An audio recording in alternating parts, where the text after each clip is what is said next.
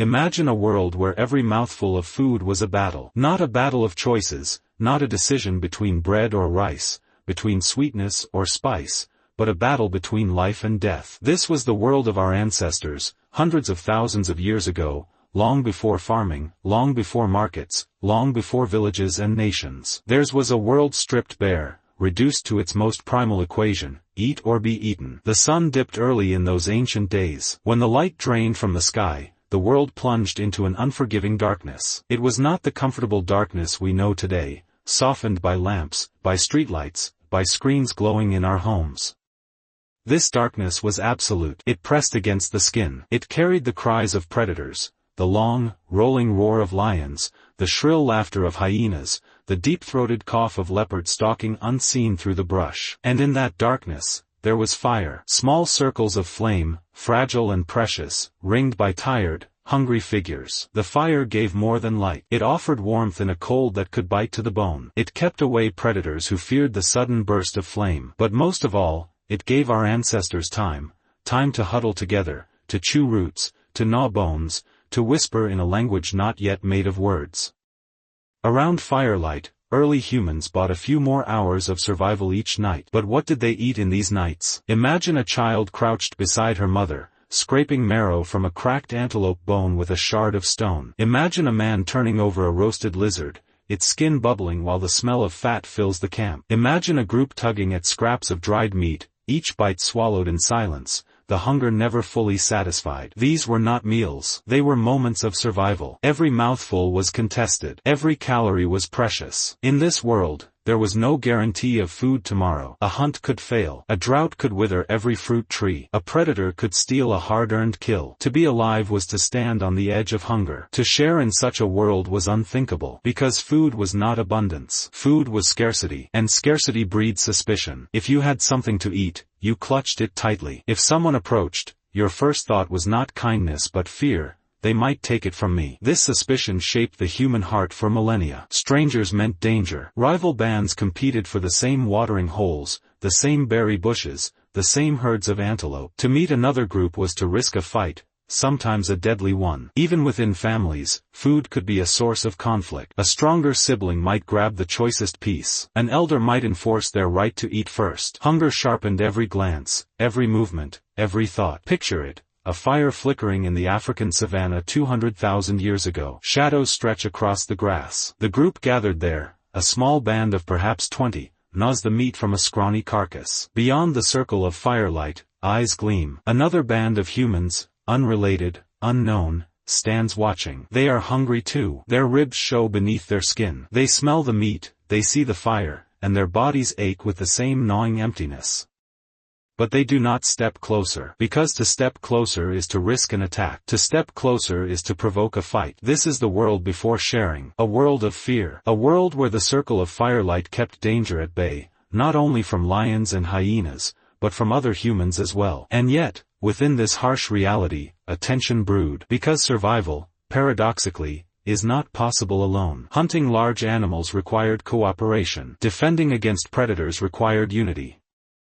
Raising children, who remained helpless far longer than any other species young, required many hands. Humans needed one another desperately, and yet they feared one another just as deeply. It is in this paradox, this knife's edge between need and fear, that the possibility of food sharing with strangers first flickered. Not as an instinct, not as a habit, not yet as a custom, but as a dangerous thought. A thought lit perhaps by the firelight itself. When the flames crackled and the shadows stretched long, when the bellies were empty but the kill was too large for one family to consume, a question whispered through the dark: what if we gave instead of guarded? This thought was revolutionary, because to share was to gamble. It meant risking resources you might not get back. It meant showing vulnerability to someone who might exploit it. But it also carried the possibility of something new, an ally, a friend, a partner. But that future had not arrived yet, not here, not in these first camps of humanity. For now, the firelight burned, the hunger gnawed, and the strangers stayed in the shadows. The world had not yet seen the moment when food would cross the invisible barrier of suspicion. This is where our story begins,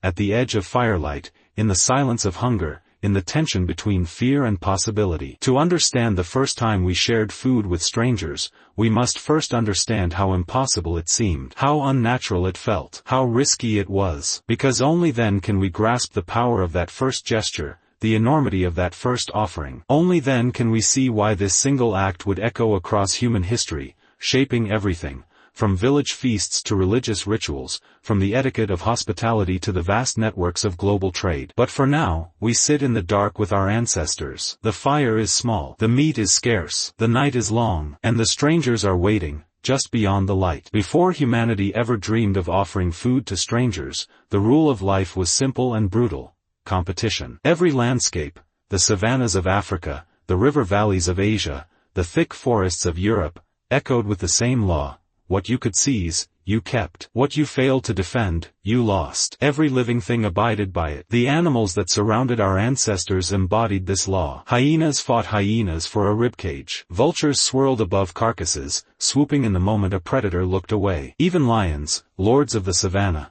would kill not only to feed themselves but also to deny others the chance. No gesture of mercy, no gift, no thought of tomorrow. And our ancestors were no different. For much of our early history, we were not hunters of power but scavengers at the margins. Imagine the scene: lions bringing down an antelope, feeding in a frenzy, their muzzles red with blood. When they finally retreated into shade, bloated and sluggish, the hyenas came, ripping through sinew, crunching bones.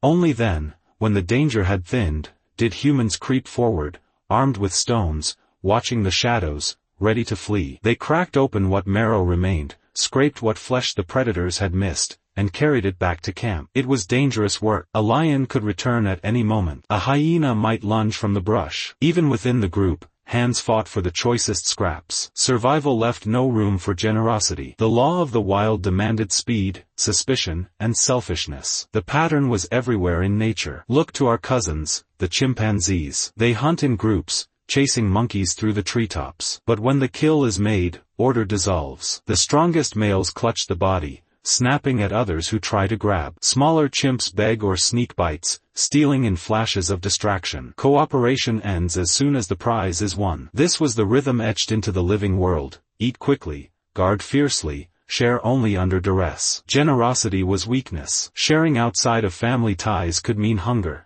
and hunger could mean death. For early humans, strangers were rivals. A rival band appearing at a river was not greeted with curiosity but with tension. Whose turn to drink? Who claims the patch of fruit-bearing trees? Who risks going hungry? Archaeology gives us glimpses of these encounters. Ancient skeletons show cracked skulls, embedded spear points, signs of ambush and violence.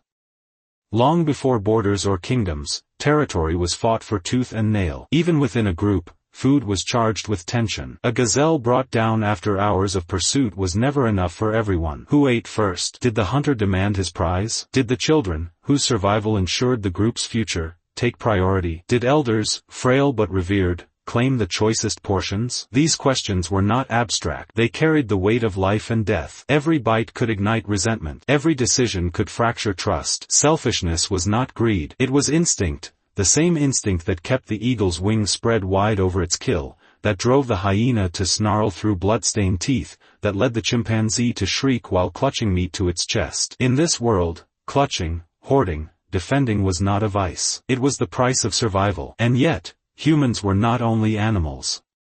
Beneath the surface of competition, something new stirred. Our ancestors carried the capacity for memory, for foresight, for imagination. They could recall who had shared a scrap yesterday. They could imagine who might help in the hunt tomorrow. They could weigh risks not only in the moment but in the future. This flicker of foresight would one day begin to bend the rigid law of competition. But not yet. In these early days, the law of the wild was still absolute. Strangers hovered at the edge of firelight, not as guests but as threats.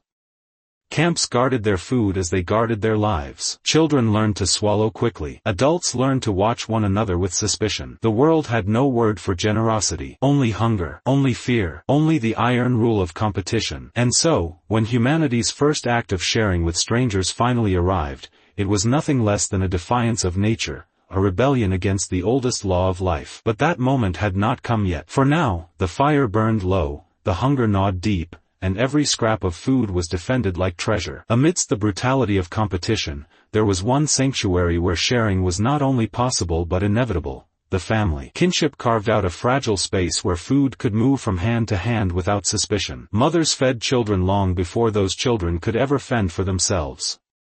Infants clung to their mothers' bodies, sustained by milk that was given without hesitation, without calculation. This was humanity's first lesson in generosity, not a choice, but a biological necessity. To share was to mother, and to mother was to ensure that life continued. But it did not end there. Even as children grew, the flow of food remained bound to kin. Picture a child gnawing at a tough root, struggling with teeth too small to break it apart. A sibling reaches over, chews it, softens it, and hands it back. Imagine a father returning with a strip of meat from a hunt, placing it before his mate and their children before taking his own share. Within the family circle, giving and receiving food was an act of survival, but also an act of trust. The logic of kin sharing made evolutionary sense. To feed one's offspring was to preserve one's own genetic future. To nourish siblings, cousins, or close kin was to invest in the survival of bloodlines that carried fragments of one's own identity. The body did not need philosophy to justify this. It was encoded in instinct, reinforced by millennia of natural selection. And yet, even within kin, the act of sharing carried emotional weight. Think of a grandmother tearing strips of dried meat for her grandchildren. She could eat it herself. She could claim her right as an elder. But instead, she offers it. The children eat, their small faces smeared with grease, their laughter soft in the firelight. In that moment, food is not only calories, it is love, continuity, belonging. It is the bond that threads one generation to the next. This is where the first whispers of generosity were heard. In the circle of family, food became more than fuel. It became a language. A mother handing a piece of fruit was saying, "You are mine. You belong. Your survival is my survival." A sibling slipping an extra bite into another's hand was saying, "I care for you. I choose to ease your hunger." Contrast this with the cold suspicion reserved for strangers. Strangers were not kin. Strangers did not carry one's blood, one's future. To feed them was to weaken oneself for no evolutionary guarantee. And so, while sharing blossomed in the intimacy of family life, it remained trapped there, unable to cross the invisible wall that divided us from them. Even today, traces of that ancient boundary remain. Across cultures, family meals are still treated as sacred. In many households, the act of sitting together at a table is not merely about food, but about reaffirming bonds. Who we eat with still defines who we are closest to. That inheritance stretches back to the earliest families who circled firelight and divided their meager meals. But in prehistory, the family circle was fragile. Kin were precious but small in number. A family could not defend itself forever against predators, rival bands, or the endless challenges of survival. To endure, families needed allies. And allies often began as strangers. This is where the tension grew sharpest. Kin sharing felt safe, natural, almost effortless. But beyond the circle of family, the thought of extending food to another was perilous. The leap from my child, my mate, my sibling to someone who is not me at all was immense. And yet, the seeds of that leap were already present. In every act of kin sharing, humans rehearsed the gestures of generosity, the hand reaching out with food, the acceptance without violence, the gratitude returned in smiles, in touch, in closeness.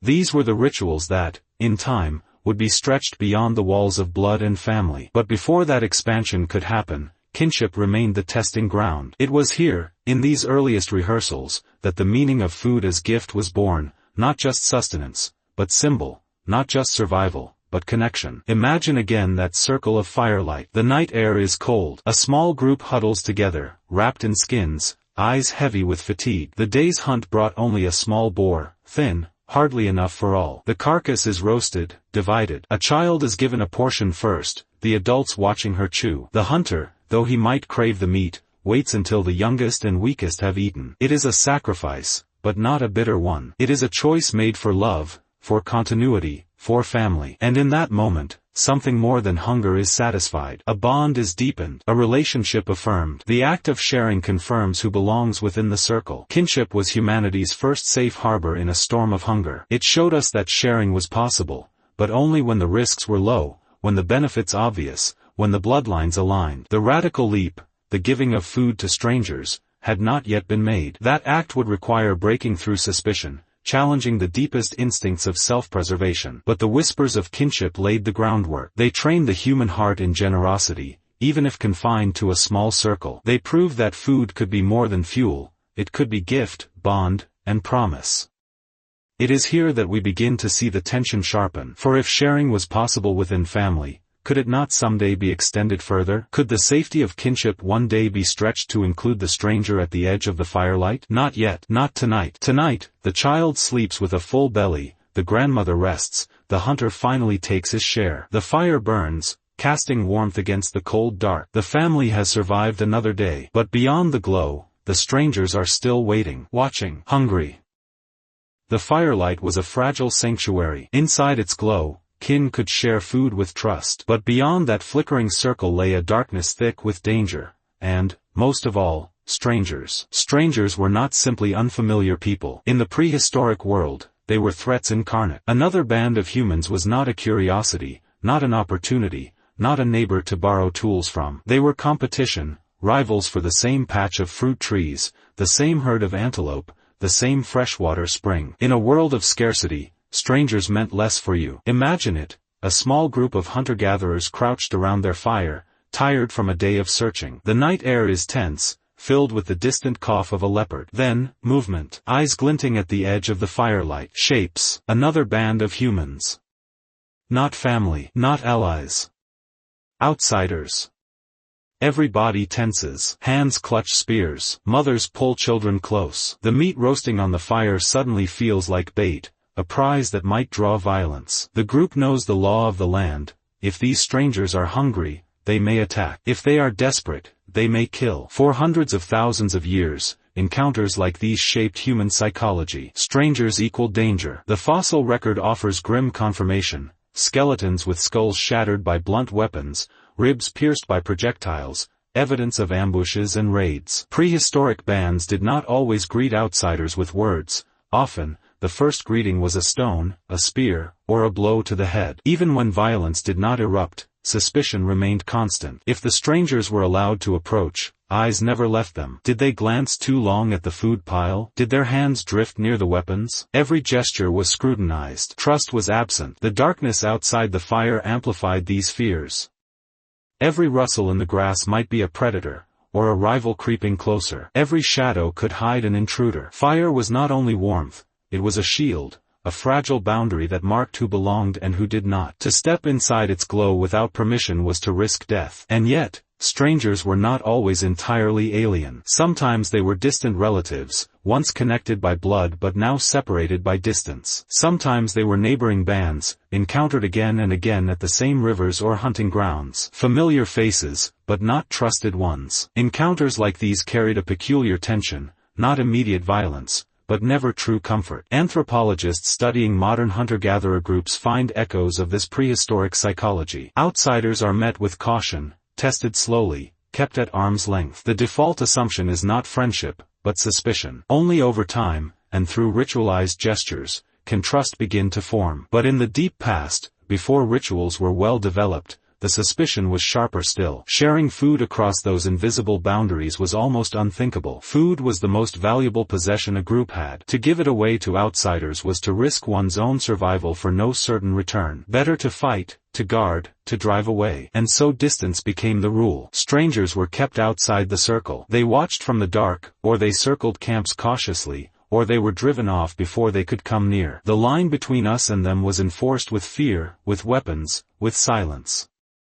Imagine again that camp. The band sits in a tight cluster, spears near at hand. The fire crackles. The smell of roasted meat drifts outward. Just beyond the glow, the other band lingers. They are hungry too.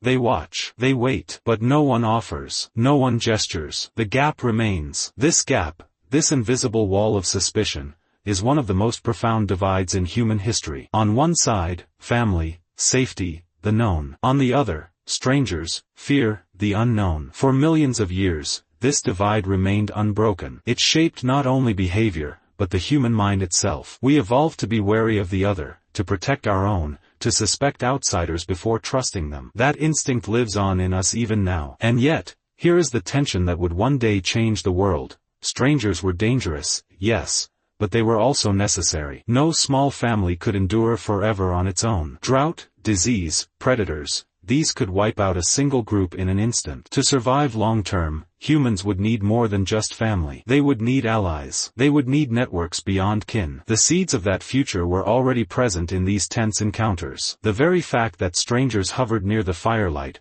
watching but not attacking, hinted at possibilities. They were curious. They were tempted. They lingered. Something kept them from lunging immediately for the food. Perhaps it was fear of retaliation. Perhaps it was hope for something more. Still, the leap had not yet been made. Strangers remained shadows, dangers, rivals. The fire's glow stopped where trust stopped. No food crossed that line. Not yet. But imagine the weight of that possibility. For thousands upon thousands of years, humanity teetered at this threshold. Each night, firelight drew a line between kin and stranger. Each night, hunger pressed against suspicion. Each night, the question hovered unspoken. What if we gave instead of fought? It would take countless generations before that question found an answer. And when it did, the world would change forever. For now, though, we remain in the deep dark of prehistory. The fire burns low. The strangers wait at the edge of its light. And every bone in the human body whispers the same warning. Keep your distance. Guard your food. Trust no one outside the circle. This was the world before the first gift of food crossed the divide. A world of suspicion. A world of walls.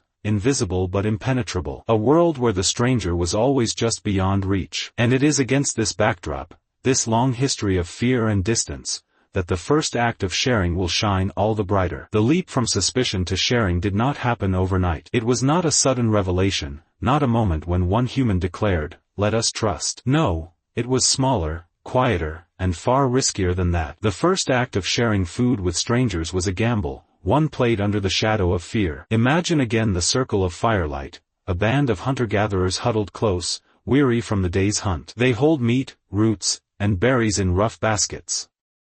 Outside, in the shadows, another band lingers. Hunger gnaws at them too. The smell of cooking meat drifts outward, drawing them closer. Spears are ready, hearts pound, but something happens. Someone, perhaps a mother with food to spare, perhaps an elder seeking peace, perhaps a bold young man testing his fate, does the unthinkable. They extend a piece of food, not to kin, not to a child or a cousin, but outward, across the invisible line of suspicion, toward the stranger. This moment is impossible to pinpoint in archaeology. There is no fossil of generosity, no artifact of trust. But anthropologists know it must have happened again and again in scattered pockets across the ancient world. For without it, larger human cooperation, and everything that followed, would never have been possible. Why would anyone take such a risk? After all, food was survival. To give it away meant less for oneself, less for one's children. Worse, it meant lowering the guard against possible attack. Extending food to a stranger was like laying down a weapon,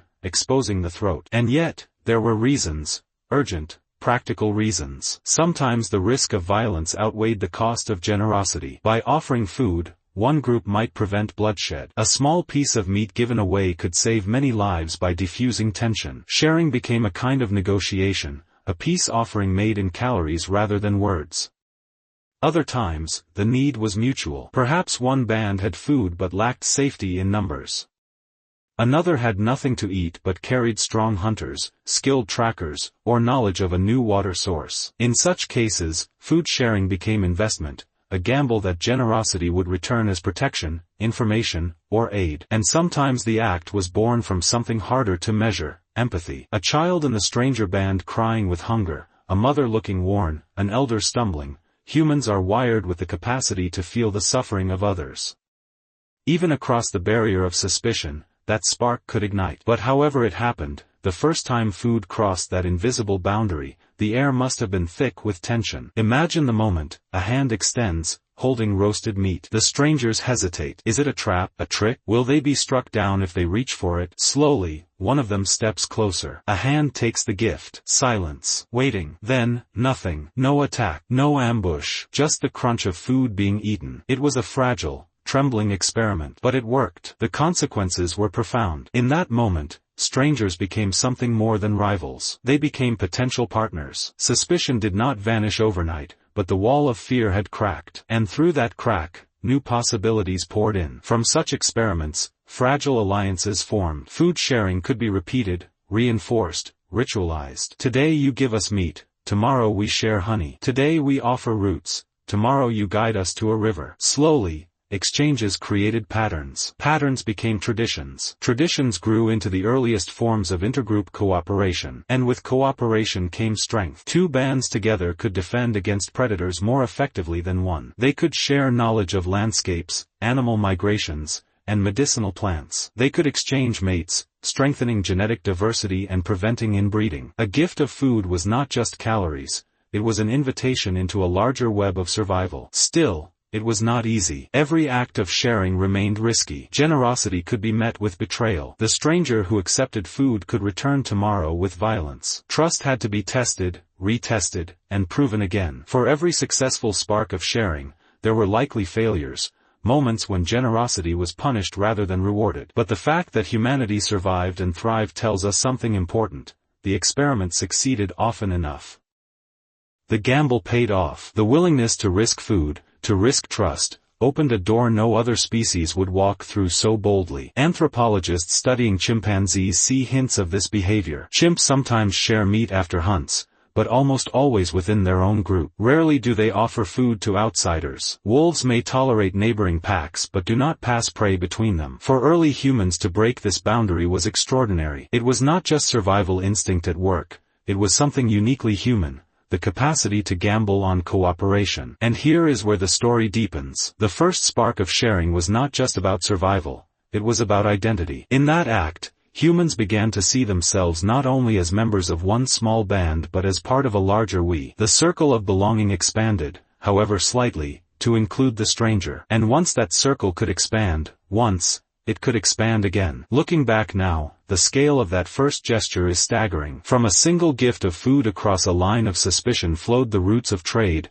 of diplomacy, of culture itself. The road to villages, to feasts, to global networks of exchange, all of it began here, with trembling hands and hungry eyes at the edge of the firelight. But in the moment, none of that was known. To those first humans, it was not history being made. It was only hunger, fear, and hope colliding. It was a risk, a gamble, a small act of generosity against a backdrop of suspicion. And yet, that was enough. The experiment began. Humanity would never be the same. The first time food was offered to a stranger, it was a gamble. But for such a gamble to repeat, to echo across generations, it needed something more than impulse. It needed structure, predictability, a rhythm that people could trust. Out of this necessity, ritual was born. At first, sharing was tentative, a piece of roasted meat tossed into the dust, a handful of berries placed carefully where both groups could see. But repetition transformed caution into pattern. Soon, these gestures took on meaning beyond calories. They became signals, coded messages that said, "We come in peace, we offer cooperation, we ask for trust." Anthropologists studying hunter-gatherer societies today see traces of this ancient process. Among the Hadza of Tanzania or the San of the Kalahari, food sharing is not random but woven into cultural expectations. Gifts of meat, honey, or roots carry weight far beyond their nutritional value. They are statements of belonging, threads that bind individuals into the fabric of the group. The same must have been true for our ancestors, only on an even more fragile stage, where kinship ties did not yet exist between giver and receiver. Imagine two bands meeting again at the same river bend where they first exchanged food. This time,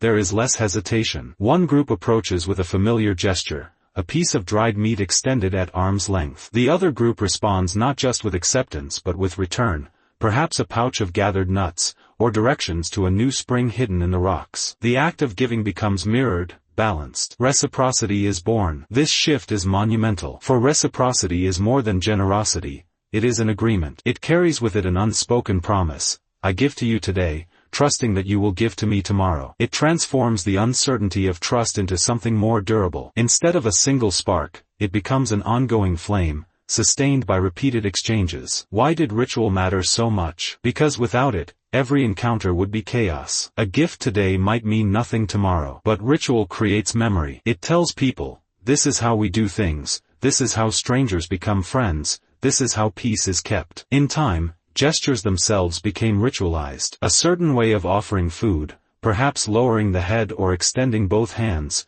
signaled sincerity. A certain way of accepting, perhaps taking only a small portion at first, signaled respect. Over generations, these gestures hardened into tradition, and tradition became law. Food-sharing rituals also helped solve the greatest tension between strangers, the fear of betrayal. When both sides knew the rules, they could approach with more confidence. To break the ritual was to mark oneself as untrustworthy, dangerous, outside the circle of cooperation. In this way, ritual created accountability long before writing or contracts ever existed. But food sharing did more than prevent conflict. It wove together a new social fabric. Rituals of reciprocity became the first threads of diplomacy. They allowed groups to travel, to trade, to mingle without constant bloodshed. They opened the door to cultural exchange, stories, songs, technologies, and myths traveling along the same paths as roasted meat and gathered roots. Consider the emotional side as well. Sharing food in ritual form created moments of safety and connection. Sitting in a circle, eating from the same fire, people who had once eyed each other with suspicion now tasted the same flavors, chewed the same meat. This act blurred the line between us and them. The boundary softened. Empathy grew. There is archaeological evidence to suggest that some of these rituals might have left physical traces, hearths large enough to serve many people, not just one band, sites where exotic foods, carried from far away, appear alongside local fare. These hints suggest gatherings where food was exchanged, consumed together, and perhaps celebrated. While we cannot know the exact rituals, we can be certain of their power. They transformed survival into community, and community into culture. The concept of reciprocity also introduced something profoundly human: delayed gratification. To give away food now, trusting it will come back later, is to act not just for the present but for the future. It is to imagine tomorrow, to place faith in continuity. This kind of thinking is rare in the animal world. Most creatures live moment to moment, their sharing limited to immediate kin or immediate reward. But humans learn to weave time into their relationships. Reciprocity was the loom. Of course, it was not perfect. Rituals could be broken. Trust could be betrayed. A group might accept food but never return the favor. Such failures carried consequences. They hardened suspicion, reignited hostility, and sometimes led to violence. Yet even in failure, the idea of reciprocity endured. For every betrayal, there were successes that proved the system worked more often than not. And each success made the next attempt easier. Think of how this echoes into the present. When we share meals today, at weddings, at festivals, at national holidays, we are reenacting ancient patterns. The toast, the offering of bread, the passing of dishes, these are modern shadows of rituals that began around fires tens of thousands of years ago. They remind us, even unconsciously, that food is never just food. It is trust. It is connection. It is promise. In this light, the birth of reciprocity stands as one of humanity's great turning points.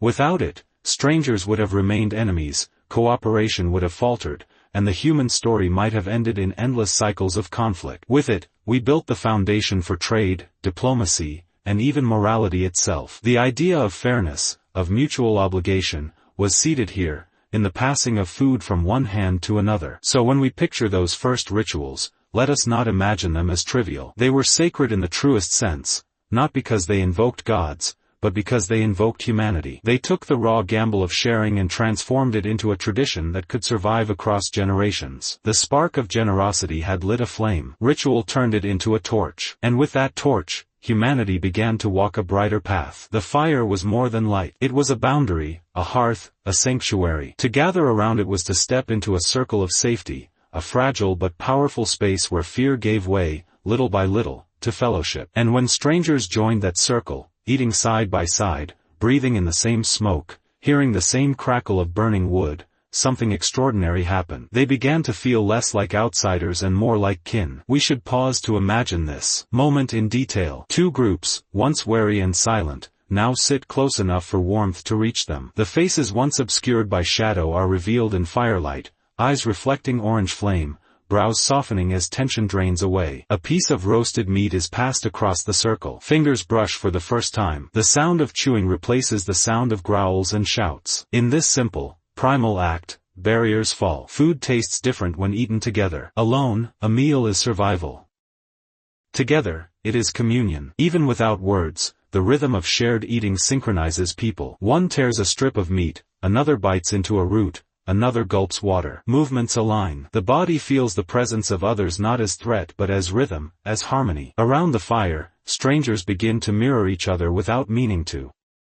This mirroring, subtle gestures, shared laughter, even shared silence, is how kinship begins. Why firelight? Because fire does something to the human mind. It draws the gaze, lowers defenses, and softens voices. Studies of modern people show that sitting around fire reduces stress and slows the heart. It induces calm and openness. For our ancestors, these effects would have been even more pronounced. In firelight, faces appear gentler. Shadows flicker like stories told without words. This atmosphere made it easier for strangers to feel something radical. Comfort. Comfort, however, was not just emotional. It was strategic. Around the fire, predators stayed back. The night felt less vast, less hostile. When two groups shared a fire, they were not just sharing food, they were sharing safety. The flames stood as a shield for all. This mutual defense reinforced the sense of belonging. In a world where every advantage counted, to expand the circle of fire was to expand the circle of survival. Now imagine the sounds,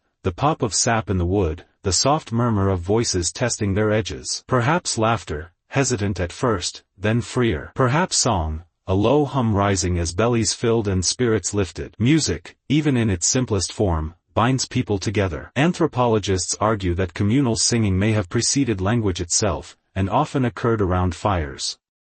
If that is true, then strangers eating together may also have hummed together, their voices weaving threads of kinship in the smoky night. The firelight also allowed for something else, storytelling. In the flickering glow, gestures became shadows on stone, expressions became amplified. A hunter could act out the day's chase, another could mimic the cry of an animal. Strangers watching could laugh, nod, or add their own sounds. Slowly, narrative emerged, not in words alone, but in performance. Storytelling was a bridge. It let strangers enter each other's lives, imagine each other's struggles, and celebrate each other's victories. What began as necessity, the sharing of food, now blossomed into culture. Fellowship around the fire gave birth to traditions that endure to this day, feasts, ceremonies, rituals of welcome. Even in modern households, the dinner table serves as a fire's descendant. We light candles, we sit in circles, we eat facing one another. These echoes remind us that kinship begins not in blood alone, but in the act of eating together. But let us not romanticize too quickly. Fellowship was fragile. Beneath the warmth lay the memory of suspicion. A spark of conflict could undo everything. A piece of meat withheld, a gesture misread, and trust could collapse. For this reason, the fire circle required constant tending, not just of wood and flame, but of relationships. Every act of sharing reinforced the bond, every breach threatened to shatter it. This fragility, however, was also its strength. It demanded mindfulness. It taught our ancestors that kinship was not given but made, and remade, night after night, meal after meal. Strangers became kin not through a single gesture, but through repetition, through 1,000 small acts of generosity and respect. Kinship was a practice, and firelight was its stage. The transformation from stranger to kin was also deeply symbolic. To eat together was to acknowledge a shared fate. The same food that nourished one body nourished another. The same fire that warmed one child warmed another. In this sense, food sharing was more than survival. It was metaphysical. It blurred the line between mine and yours, us and them. It whispered of unity in a world defined by division. And perhaps this is why so many ancient myths, from Africa to Europe to the Americas, speak of fire and food as gifts of the gods, as sacred elements. For in them, humans first learned how to overcome separation. They learned that fellowship could be chosen, not just inherited. That family could be expanded, not just born. In modern times, when we invite someone to dinner, we are unconsciously reenacting this ancient leap. We are saying, sit by my fire, eat from my food, let us be more than strangers. Every restaurant, every picnic, every shared loaf of bread is a quiet echo of those first nights when firelight turned enemies into allies, and allies into kin. The lesson of firelight fellowship is profound. It tells us that trust is not forged in grand speeches or contracts, but in the small act of eating together. That kinship is not limited to blood, but can be chosen, created, nurtured. That humanity's survival depended not only on strength and skill, but on our willingness to let strangers into the circle of flame. So when we picture that ancient scene, the glowing embers, the faces softened by light, the laughter rising into the night air, we are seeing the roots of something eternal, the first feasts of humanity, the first families of choice, the first moments when strangers became kin. And all of it began with food, fire, and the courage to share. Long before words became our dominant tool, gestures carried the weight of meaning. A hand reaching outward, palm open, said more than any sentence could. A nod, a glance, a slow push of food across the ground, these were languages of trust, spoken not through the mouth but through the body. When strangers shared food, they were not only giving calories, they were speaking in this silent language, a language more ancient than speech itself. Imagine the scene again. Two groups sit together in the afterglow of fire. No common tongue links them. No agreed symbols or rules exist between them. Yet they understand each other. A hunter tears off a strip of roasted flesh, hesitates, then stretches out his arm. Another across the circle accepts it with both hands. Nothing is said, but everything is said. In that wordless exchange lies a contract. I do not harm you. I give to you. We belong, if only for now, to the same circle. Anthropologists call this nonverbal communication pro-social signaling. The act of giving, especially food, signals peaceful intent. Unlike speech, which can deceive, gestures tied to food are harder to fake. One cannot pretend to hand over a meal. One must either give or withhold. The gesture is honest by necessity. And in a world where dishonesty could be fatal, this honesty mattered. Consider the range of these gestures: a head bowed slightly as food is offered, humility; a morsel handed to a child first, reassurance; a piece torn smaller before giving, thoughtfulness. These were not arbitrary, they were rehearsals for rituals that would define human culture for millennia. Even today, when we serve guests first or insist someone take the last piece of bread, we echo those first gestures around prehistoric fires. The silence of these exchanges was also powerful. Silence allowed the body to speak unchallenged. Without words to distract or confuse, intention was laid bare in movement alone. And silence itself carried weight. To sit without hostility, to remain in proximity, to eat without breaking away, all these unspoken actions conveyed peace. In this sense, silence was not emptiness. It was full of meaning. Think of the eyes. In firelight, eyes glittered and met. A glance held for a heartbeat could affirm the bond. To look away might signal discomfort, but to meet and not flinch signaled acceptance. Eyes became tools of trust, silent conversations that danced across the circle as food changed hands. Even today, across cultures, to meet the eyes of another while sharing a meal feels intimate, almost sacred. It is a remnant of that older code, when the gaze itself was part of survival. The silent language was also about rhythm. Imagine the timing of sharing. One person eats, another pauses to hand over food, another waits before taking their turn. The group unconsciously develops a flow, a cadence. This is the seed of etiquette. No one grabs too quickly, no one hoards. The rhythm of gestures becomes a form of order. From order grows harmony, and from harmony grows trust. This language without words is still alive in us. Watch a modern dinner table closely and you will see it: the passing of salt, the offering of dishes, the clinking of glasses, the subtle nod before taking a bite. These gestures matter as much as conversation. They show respect, inclusion, and belonging. If ignored, if someone eats without waiting or refuses to pass a dish, discomfort spreads. The ancient code has not died. It whispers beneath every shared meal we take. Now consider the philosophical weight of this. Before laws, before treaties, before nations, there was this silent language. It allowed humans to cross gulfs of difference, to build bonds with those they could not speak to. It was universal. A piece of food extended to another needed no translation. It was understood in every cave, on every plain, by every group. It was the first diplomacy, the first gesture of peace. But gestures carried risk as well. To extend food was to make oneself vulnerable. What if the other rejected it? What if they took it but offered nothing in return? To gesture was to risk shame, loss, even exploitation. And yet, our ancestors still chose to do it. They learned that the risk of reaching out was outweighed by the possibility of connection. The silent language demanded courage as well as generosity. And so, across centuries of practice, these gestures solidified into ritual. What began as instinct, a piece of food handed over in hesitation, became structured. Rules formed: who eats first, who is served, how much is given. Rituals of greeting, hospitality, and feasting all grew from these earliest silent codes. We can trace the lineage of modern table manners, even of religious offerings, back to those nights when words were scarce but gestures spoke abundantly. There is beauty in this silence. It reminds us that human connection does not always need speech. Sometimes the deepest truths are told in the tilt of a hand, the breaking of bread, the quiet offering of sustenance. We live in a world drowning in words, but when we sit to share food, we still fall back into that ancient rhythm. Gestures guide us, reminding us of who we are and how we once learned to trust. The silent language of sharing was more than communication. It was a bridge. It carried strangers across the chasm of suspicion and placed them side by side in fellowship. In those wordless exchanges, humanity discovered something profound, that kinship could be made not just through blood or speech, but through the body's simplest movements. That trust could be spoken not in words, but in the offering of food. And so, in the smoky glow of ancient fires, with no words at all, humans began to tell each other the most important story of all: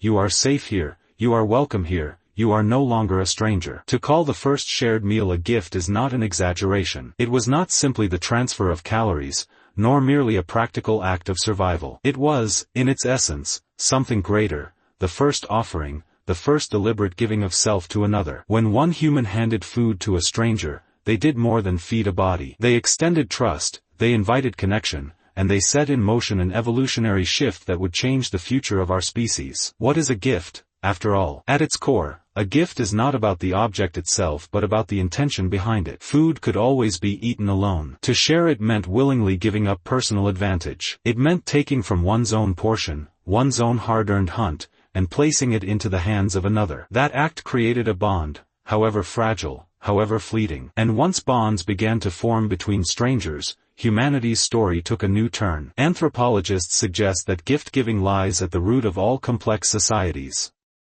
Before markets, before trade, before currency, there were gifts. To give without immediate expectation was to plant the seed of reciprocity. It created obligations, loyalties, and relationships.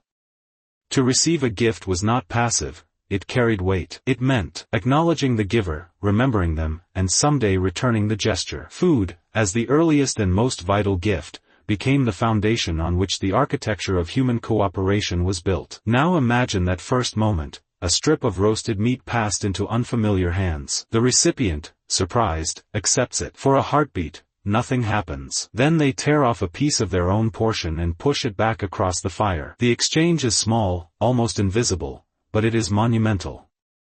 For the first time, trust has leapt across the divide. For the first time, strangers are bound by an invisible thread of obligation and gratitude. Evolutionary biologists call this reciprocal altruism. It is the idea that helping another at a cost to oneself can be rewarded later. Animals show hints of it. Vampire bats regurgitate blood for hungry companions, expecting that one day the favor will be returned. But in humans, the practice grew deeper, more symbolic. Food became not just sustenance but message. I care for you. I want peace. I seek your company. To share food was to plant a promise in the soil of memory. This gift changed the path of human survival. Groups that shared with strangers did better than those who did not. They formed larger networks, found allies beyond their bloodlines, and gained protection in numbers. If famine struck one group, shared bonds meant another might offer help. If danger threatened, allies stood together. Sharing food, giving gifts, was not just kindness, it was strategy. Evolution favored the generous because generosity built communities, and communities endured. Yet gifts are never simple. They create ties but also obligations.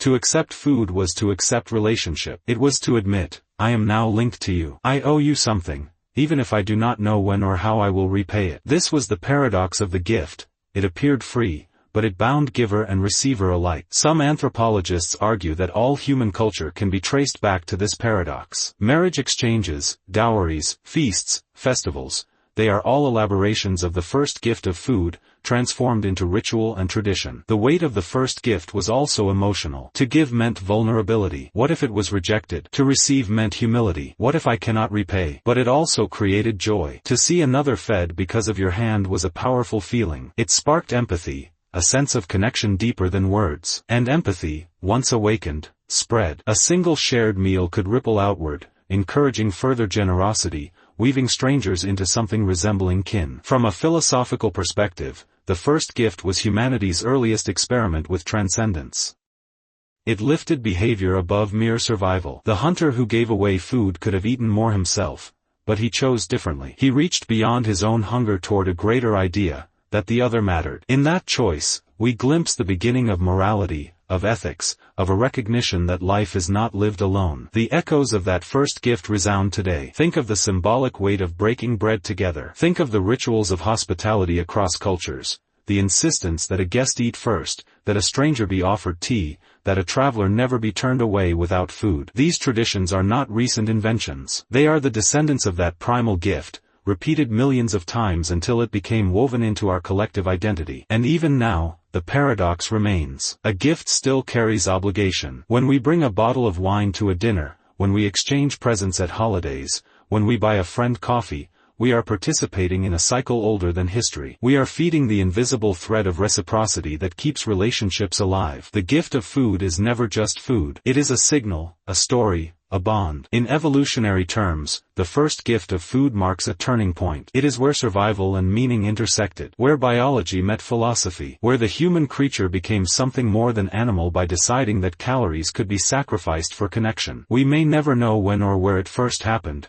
or who those strangers were, or what food they shared, but we know its impact. From that moment forward, humanity was no longer just about eating. Humanity was about giving. And in giving, we changed the rules of survival forever. Fire has always been both invitation and warning. It warms, it cooks, it protects against predators.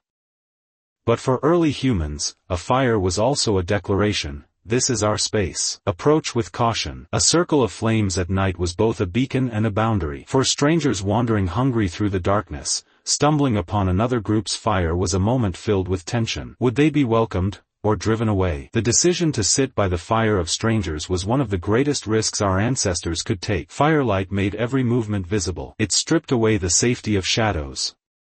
To step forward was to reveal oneself completely, exposed, vulnerable, unarmed by anonymity. To sit beside strangers meant trusting that they would not see you as threat, prey, or trespasser. In many ways, it was an act of courage more profound than the hunt itself. Imagine the scene. Night settles across a wild Pleistocene plain. Stars burn cold above the land alive with distant growls. Somewhere in the distance, a glow flickers. Strangers huddle around a fire. Its light spills across their faces, wary, guarded, tired. The wanderer, hungry and alone, approaches.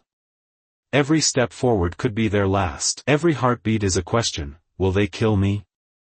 Will they feed me? Will I be allowed to stay?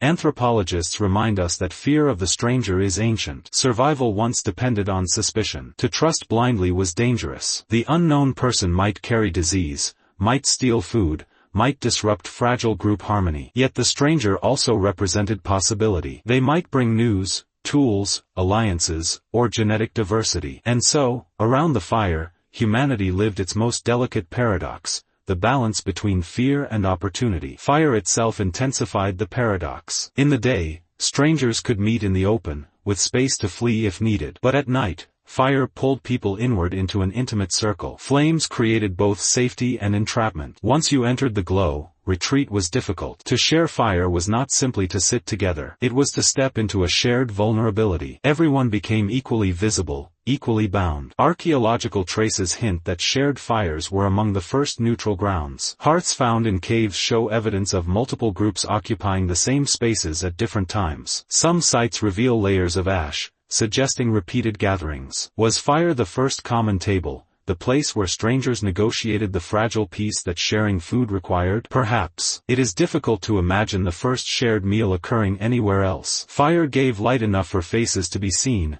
warmth enough for silence to be endured, and safety enough for tension to ease into trust. But trust was not immediate. Sitting with strangers demanded ritual, even if those rituals were wordless. A certain distance was kept at first. Weapons laid within reach, eyes scanning for threat. Silence heavy, broken only by the crackle of flames. Slowly, gestures began, a piece of food tossed across the fire, a small movement to show goodwill. Then perhaps a shared glance, a nod, the faint beginnings of laughter. Each step forward chipped away at suspicion, replacing fear with fragile confidence.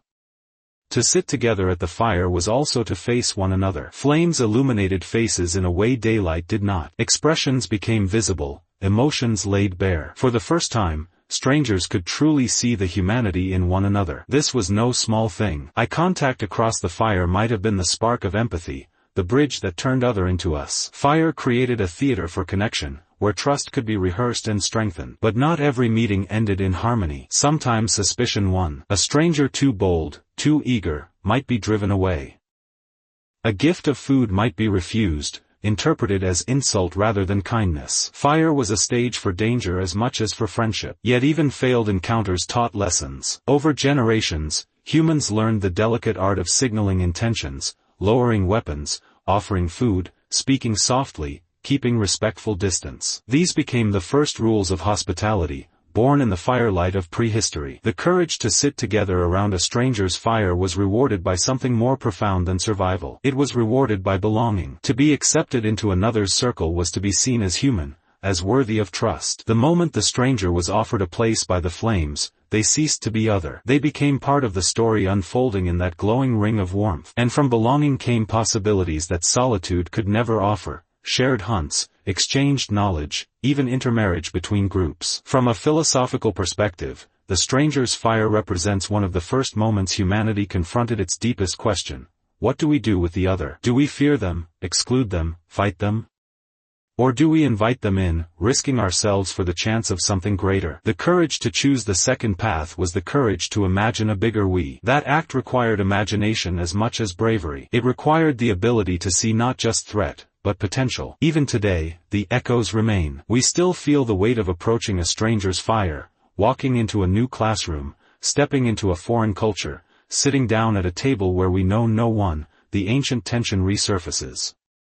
Our hearts race, our bodies alert. We remember, deep down, that once upon a time such moments could mean life or death. Yet we also remember the reward, the friendships, the communities, the alliances born from choosing to sit rather than turn away. The courage to sit by a stranger's fire was one of humanity's quiet revolutions. It was a revolution of trust, one that laid the groundwork for cooperation beyond bloodlines. Around those early flames, suspicion met generosity, fear met courage, and the boundaries of self began to blur into the beginnings of society. The first gift of food was remarkable, but without the courage to sit at the same fire, the gift could never have been given. And so, the circle of flames flickering in the darkness of prehistory became the stage on which humanity rehearsed its most daring act, the leap of faith that strangers could become companions. And in that leap, a new kind of future began. Before words, there were gestures. Before stories, there were movements of hands, tilts of heads, offerings extended in silence. To share food with strangers in the deep past did not begin with speech. It began with a choreography of the body, a language unspoken yet deeply understood. Imagine the moment: a small group sits by firelight, their meager meal spread before them. Another group approaches, tired, uncertain, hungry. No words bridge the gap. There is only silence, punctuated by crackling flames and the shifting of feet. And then, one person takes a piece of roasted meat, lifts it slowly, and places it down on the ground between the groups.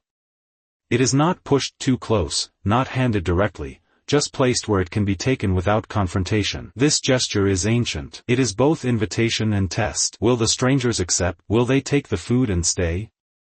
Or will they turn away, fearing a hidden cost? No explanation is offered, no words demanded. The offering itself is the message. Anthropologists studying hunter-gatherer groups today often note that generosity is communicated without flourish. A piece of food is passed with little ceremony, an act so ordinary it seems unremarkable. Yet behind its simplicity lies profound meaning. To give food is to say, you may exist here beside us. You may share in our life, if only for this night. The act does not need words because its significance is universal. Hunger is universal. The relief of hunger is universal. Silence in these exchanges was not emptiness. It was safety. Words could inflame misunderstanding, words could provoke, but gestures left space for interpretation, for trust to grow slowly, without pressure. A hand extended with food was safer than a tongue that might stumble into offense. In silence, the offering carried weight, unburdened by explanation. This unspoken language may be among the oldest forms of human diplomacy. Long before treaties, long before alliances carved in stone, there was food set gently on the ground between groups, a simple act that said, "We do not kill you.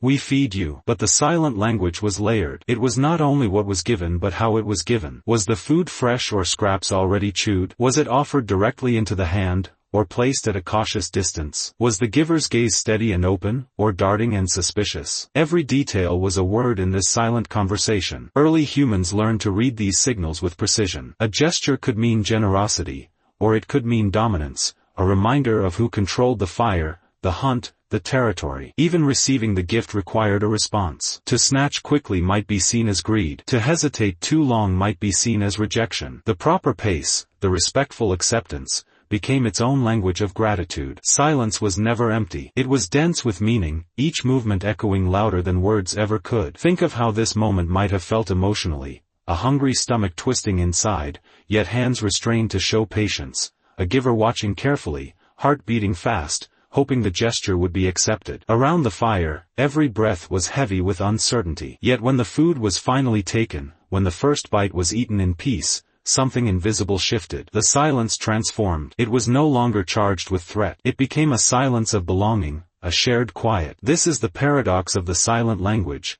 It was both fragile and powerful. Fragile because a single misinterpreted gesture could turn goodwill into hostility. Powerful because, when it worked, it created bonds without the need for speech, bonds that crossed barriers of dialect, culture, and even species. For it was not only humans who responded to food as gift. Wolves at the edge of campfires, for example, may have first been drawn into companionship by scraps tossed in silence. Philosophically, this reminds us that some of humanity's greatest leaps did not begin in grand speeches. They began in quiet acts of presence, in offerings that required no translation. To share food in silence is to acknowledge the other as living, suffering, deserving. It is to say, I see your hunger. I choose not to ignore it. Even today, echoes of this ancient ritual remain. Think of how powerful it feels when someone offers you food without words, a mother sliding a plate across the table, a friend handing you a snack unasked, a stranger leaving a meal on a doorstep. These small, wordless gestures still carry enormous weight. They reassure us in ways no sentence can. They tell us that care exists, that we are not alone in our hunger. The silent language of sharing is not about absence of words. It is about presence of meaning. It teaches us that sometimes words can obscure what food alone makes clear. We do not need to say I care for you. We only need to give. In prehistory, this language carried survival. It turned confrontation into cooperation. It allowed strangers to eat together without killing one another first. It was the grammar of peace, written not in ink,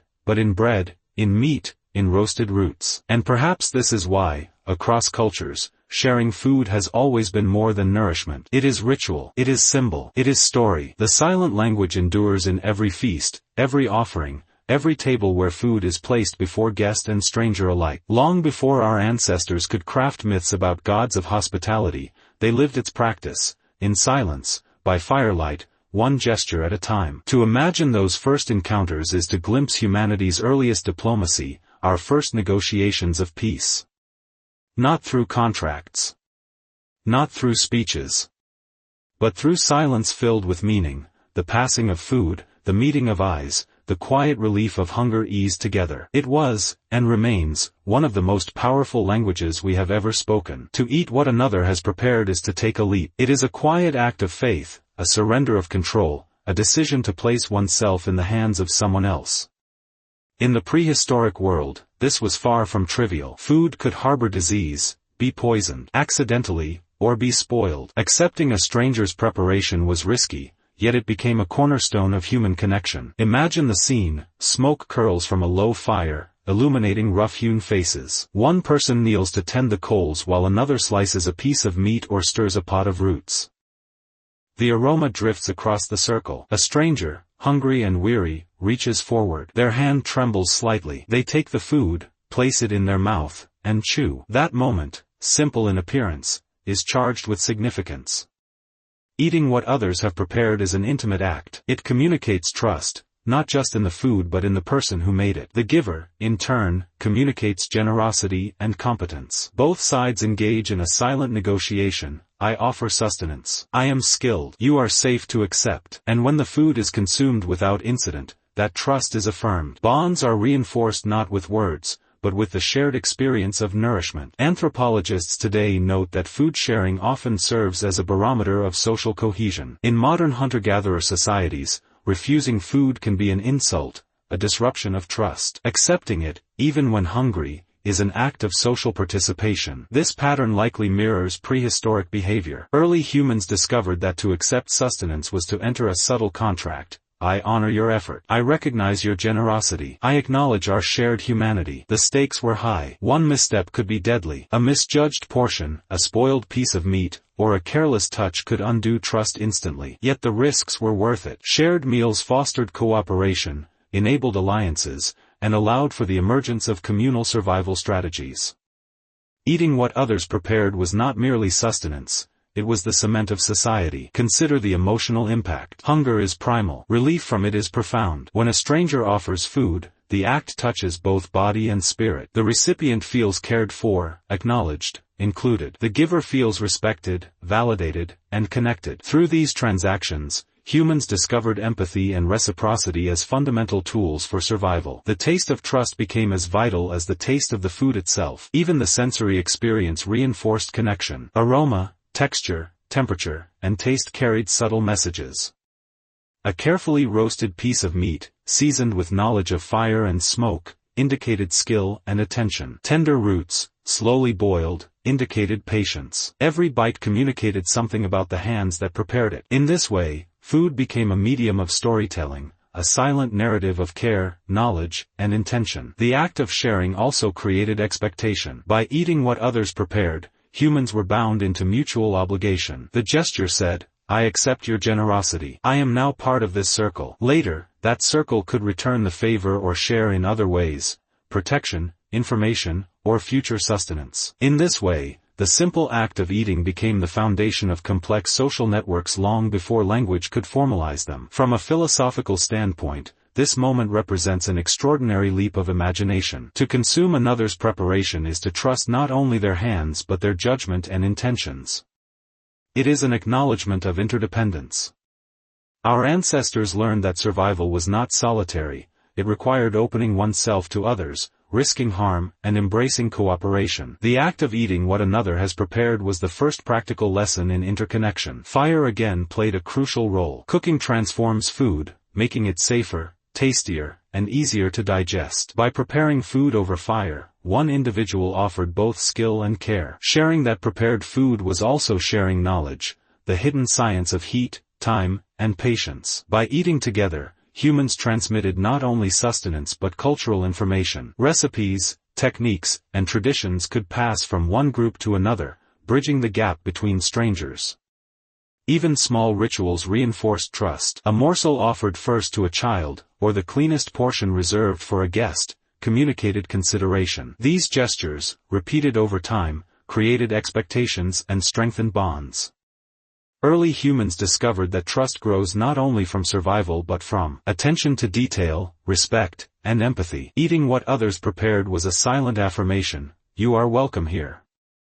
Your presence matters. The risk of sharing and consuming another's food may also have accelerated evolutionary pressures. Groups that mastered this balance of trust and caution could form larger networks, exchange knowledge, and survive harsh environments more effectively. Generosity and skill became selected traits. Cooperation, empathy, and diplomacy were reinforced not only socially but biologically. The very act of eating prepared food shaped human evolution. In modern life, we still participate in these ancient rituals. A shared meal in a home, a communal table at a festival, a simple act of offering someone a snack, these gestures echo the first meals shared between strangers. Each bite carries a fragment of the ancient trust that allowed humans to survive and flourish. The taste of trust is universal. It transcends time, language, and culture. Ultimately, eating what others prepared was never simply about filling the stomach. It was about acknowledging humanity in another, creating bonds of empathy, and learning the rhythm of reciprocity. The first humans who took this leap, who trusted firelight and strangers' hands, laid the groundwork for society, culture, and moral imagination. They discovered that nourishment was not just physical, it was social, emotional, and ethical. And in that discovery, they transformed what it meant to be human. Hunting in prehistoric times was never just a matter of strength or skill. It was an orchestration of coordination, intuition, and trust. Before language had fully developed, early humans learned to cooperate in silence. The shared hunt became one of the earliest and most vital arenas in which strangers could become allies, relying on gestures, glances, and the rhythm of movement to achieve what no single individual could accomplish alone. Picture the scene: dawn breaks over a wide savanna, mist curling over the grasses.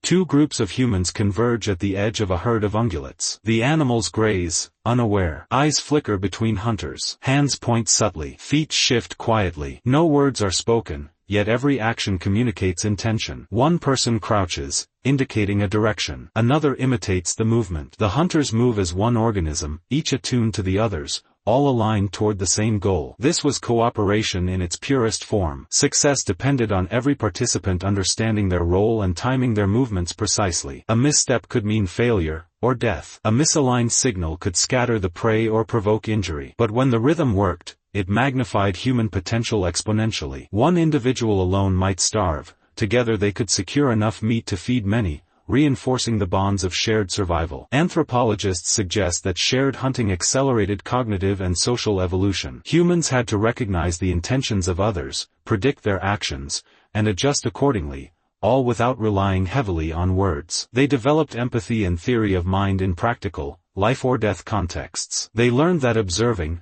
interpreting, and responding to subtle cues was more valuable than brute strength. In this sense, the hunt became a classroom for early human social intelligence. Trust, again, was central. To cooperate successfully, hunters had to believe that others would act as expected. A person who shirked responsibility, acted recklessly, or betrayed the group could endanger everyone. Conversely, demonstrating competence and reliability strengthened status, respect, and social bonds. Shared hunts were not only about food, they were about testing and establishing trust networks, the scaffolding of early society. Consider the gestures used in these hunts: a slight nod, a pointed finger, a raised hand, or the position of the body, all communicated critical information. The movements had to be precise, efficient, and universally understood among participants.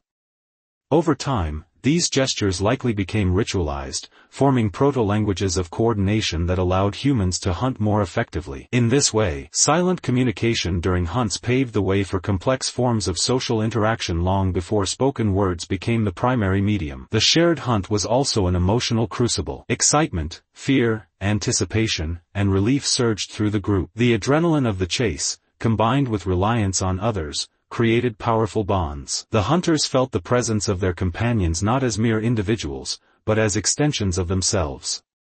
Every successful capture reinforced trust, every narrow escape deepened the sense of interdependence. Hunting together was a social glue, binding humans into cohesive units capable of tackling challenges that no single individual could face. Fire often followed the hunt. The kill would be brought back to a communal hearth where food could be prepared and shared. Here, the act of sharing transformed the raw output of cooperation into something that further cemented social ties. Meat that had been chased and captured together became nourishment that was eaten together. Hunger was satisfied, but trust, empathy, and social cohesion were also fed. The shared hunt also carried a symbolic weight.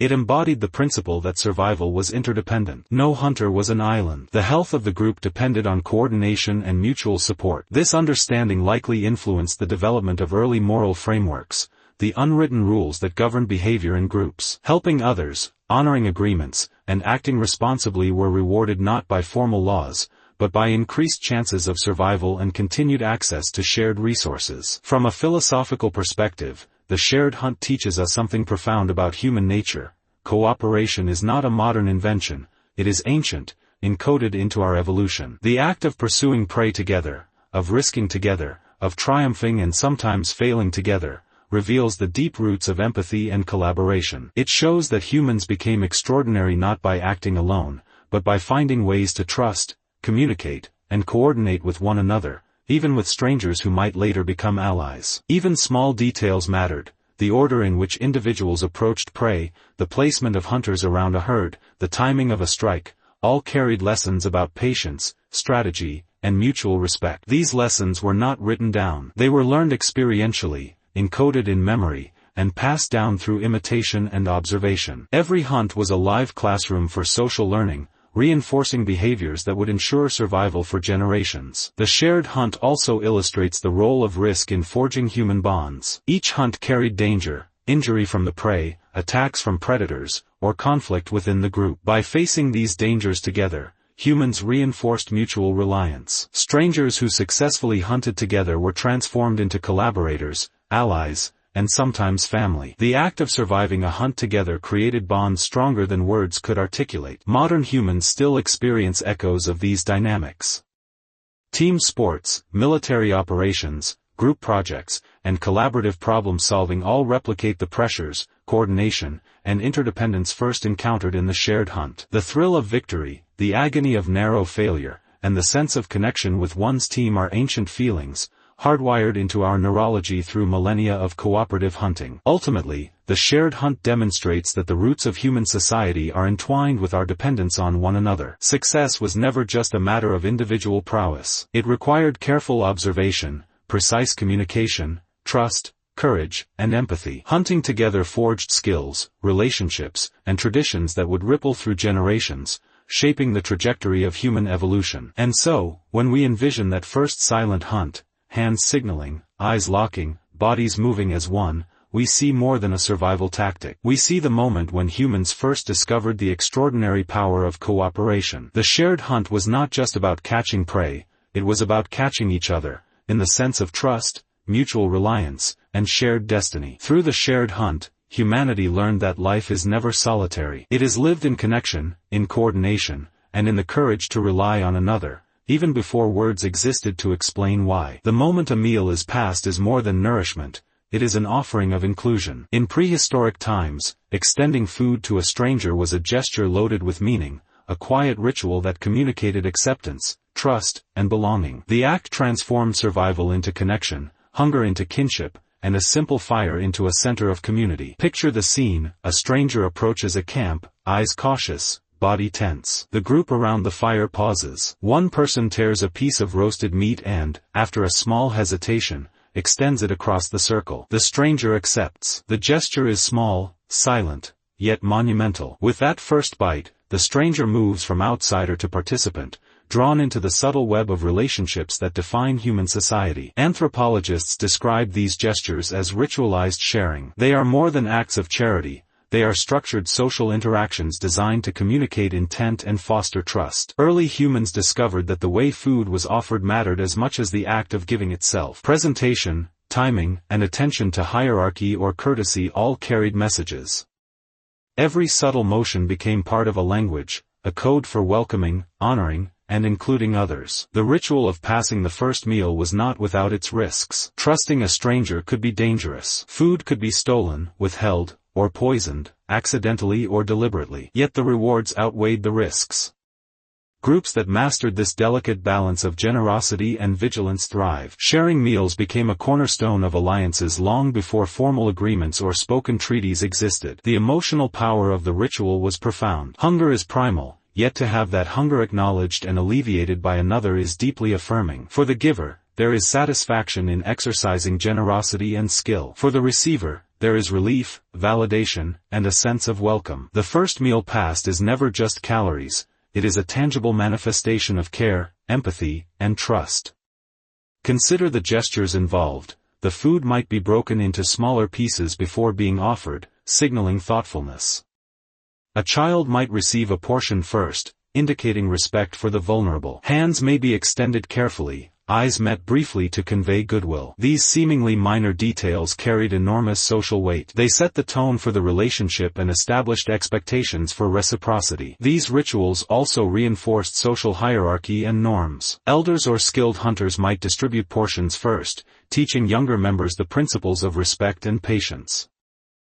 Observing these practices allowed participants to learn the codes of social behavior without explicit instruction. Over time, these ritualized interactions became the foundation of cultural norms, shaping etiquette, hospitality, and the ethics of sharing across generations. Even silence carried meaning. A pause before passing food could indicate thoughtfulness or caution. A nod accompanying the offering could affirm respect. These nonverbal cues were powerful, ensuring that the act of sharing communicated intention clearly. In the absence of complex language, gestures, timing, and attention to context became a sophisticated medium of human connection. Firelight enhanced the ritual. Flames cast flickering shadows on faces, highlighting expressions and illuminating subtle movements. The shared fire created intimacy and safety, offering the perfect environment for these fragile bonds to form. Sitting together in the glow of a communal hearth, humans learned that vulnerability could be met with generosity, and that strangers could become allies. The passing of the first meal also taught early humans about interdependence. Accepting food from another established obligations, explicit or implicit. Reciprocity became the currency of trust. Those who gave were recognized and remembered. Those who received were bound, subtly, to return generosity in the future. These exchanges laid the groundwork for complex social networks, cooperation beyond kinship, and ultimately, the evolution of human societies. From a philosophical perspective, the act embodies one of humanity's earliest experiments in morality. It demonstrates the recognition that the well-being of others matters. That survival is not merely individual, but collective. That ethical behavior, caring for others, honoring trust, observing social codes, can emerge from the simple act of passing food. The first meal was not merely eaten, it was shared in consciousness, intention, and care. Even today, echoes of this ancient ritual remain in our practices. Offering a plate to a guest, insisting they eat first, or preparing a meal with thoughtfulness carries the same social and emotional resonance. The gestures are modern, but the underlying principle, food as an expression of trust and inclusion, traces back to the earliest humans gathered around their first communal fires. The power of passing the first meal lies in its simplicity and universality. Across cultures and eras, offering sustenance has been a signal of welcome. It bridges differences, eases tension, and fosters connection. A shared meal, even in silence, tells the recipient, you are recognized. You are safe. You are part of something larger than yourself. Through the ritual of sharing, early humans discovered a profound truth. Survival is not only about individual skill or strength. It is about the courage to trust, the willingness to give, and the patience to wait for the bonds of reciprocity to grow. Each first meal passed is a microcosm of humanity's greatest achievements, the creation of society, the evolution of culture, and the awakening of empathy. And in that first act of sharing, the invisible threads of human connection were spun, tying strangers together, forging alliances, and laying the foundations for civilization itself. Meals have always been more than sustenance. In prehistoric times, they were the stage upon which relationships were tested, alliances were forged, and communities were born. Sharing food in a group transformed simple survival into a collective experience, turning strangers into allies and families into extended networks of trust. Picture a circle of early humans gathered around a communal fire. The hunt has ended, roots have been boiled, meat roasted. Each participant receives a portion, and as they eat together, subtle bonds are formed. The act of sharing calories becomes the act of sharing trust. Eyes meet, gestures are exchanged, and in silence or murmured tones, a fragile but profound cohesion develops. These early community meals were not spontaneous. Anthropologists suggest that, over time, ritualized patterns emerged, guiding who received food first, how it was distributed, and who participated. Elders, skilled hunters, and those responsible for the hearth might receive the first portions, setting a template for respect and social hierarchy. Younger members learned by observation, absorbing the rules of engagement without needing formal instruction. The emotional resonance of these gatherings cannot be overstated. Hunger satisfied is one level of reward, but the social and psychological effects run deeper. Eating together fosters empathy and mutual awareness. In prehistoric groups, sharing a meal could solidify peace, ease tensions, and encourage collaboration. It allowed individuals to experience the benefits of cooperation firsthand, reinforcing behaviors that would become the foundation of societal norms. Consider the dynamics at play. Those who gave food demonstrated skill, foresight, and generosity. Those who received it accepted responsibility, showing gratitude and reliability. Every exchange, whether intentional or ritualized, carried information about status, trustworthiness, and group cohesion. The circle around the fire was both literal and metaphorical, a space where survival and social learning intertwined. Early humans likely discovered that shared meals improved collective decision-making. Groups that dined together were better equipped to communicate subtle signals, coordinate future hunts, and allocate resources efficiently. Sharing food became an early form of governance, a social contract enforced not through written law but through the mutual understanding and obligations created by communal dining. The sensory aspects of these meals reinforced bonds. The aroma of roasted meat, the warmth of the fire, the tactile experience of breaking bread, or roots, together, all contributed to a shared memory. Taste became a language of care. To prepare food skillfully for the group was to communicate thoughtfulness and competence. Eating together, participants absorbed more than calories, they absorbed cultural knowledge and social cues, embedding these lessons into their collective memory. Even silence carried meaning. The quiet moments between bites, the attentiveness to others' reactions, and the careful negotiation of space and portions created a subtle dialogue. This nonverbal communication reinforced group cohesion and allowed participants to synchronize their behaviors.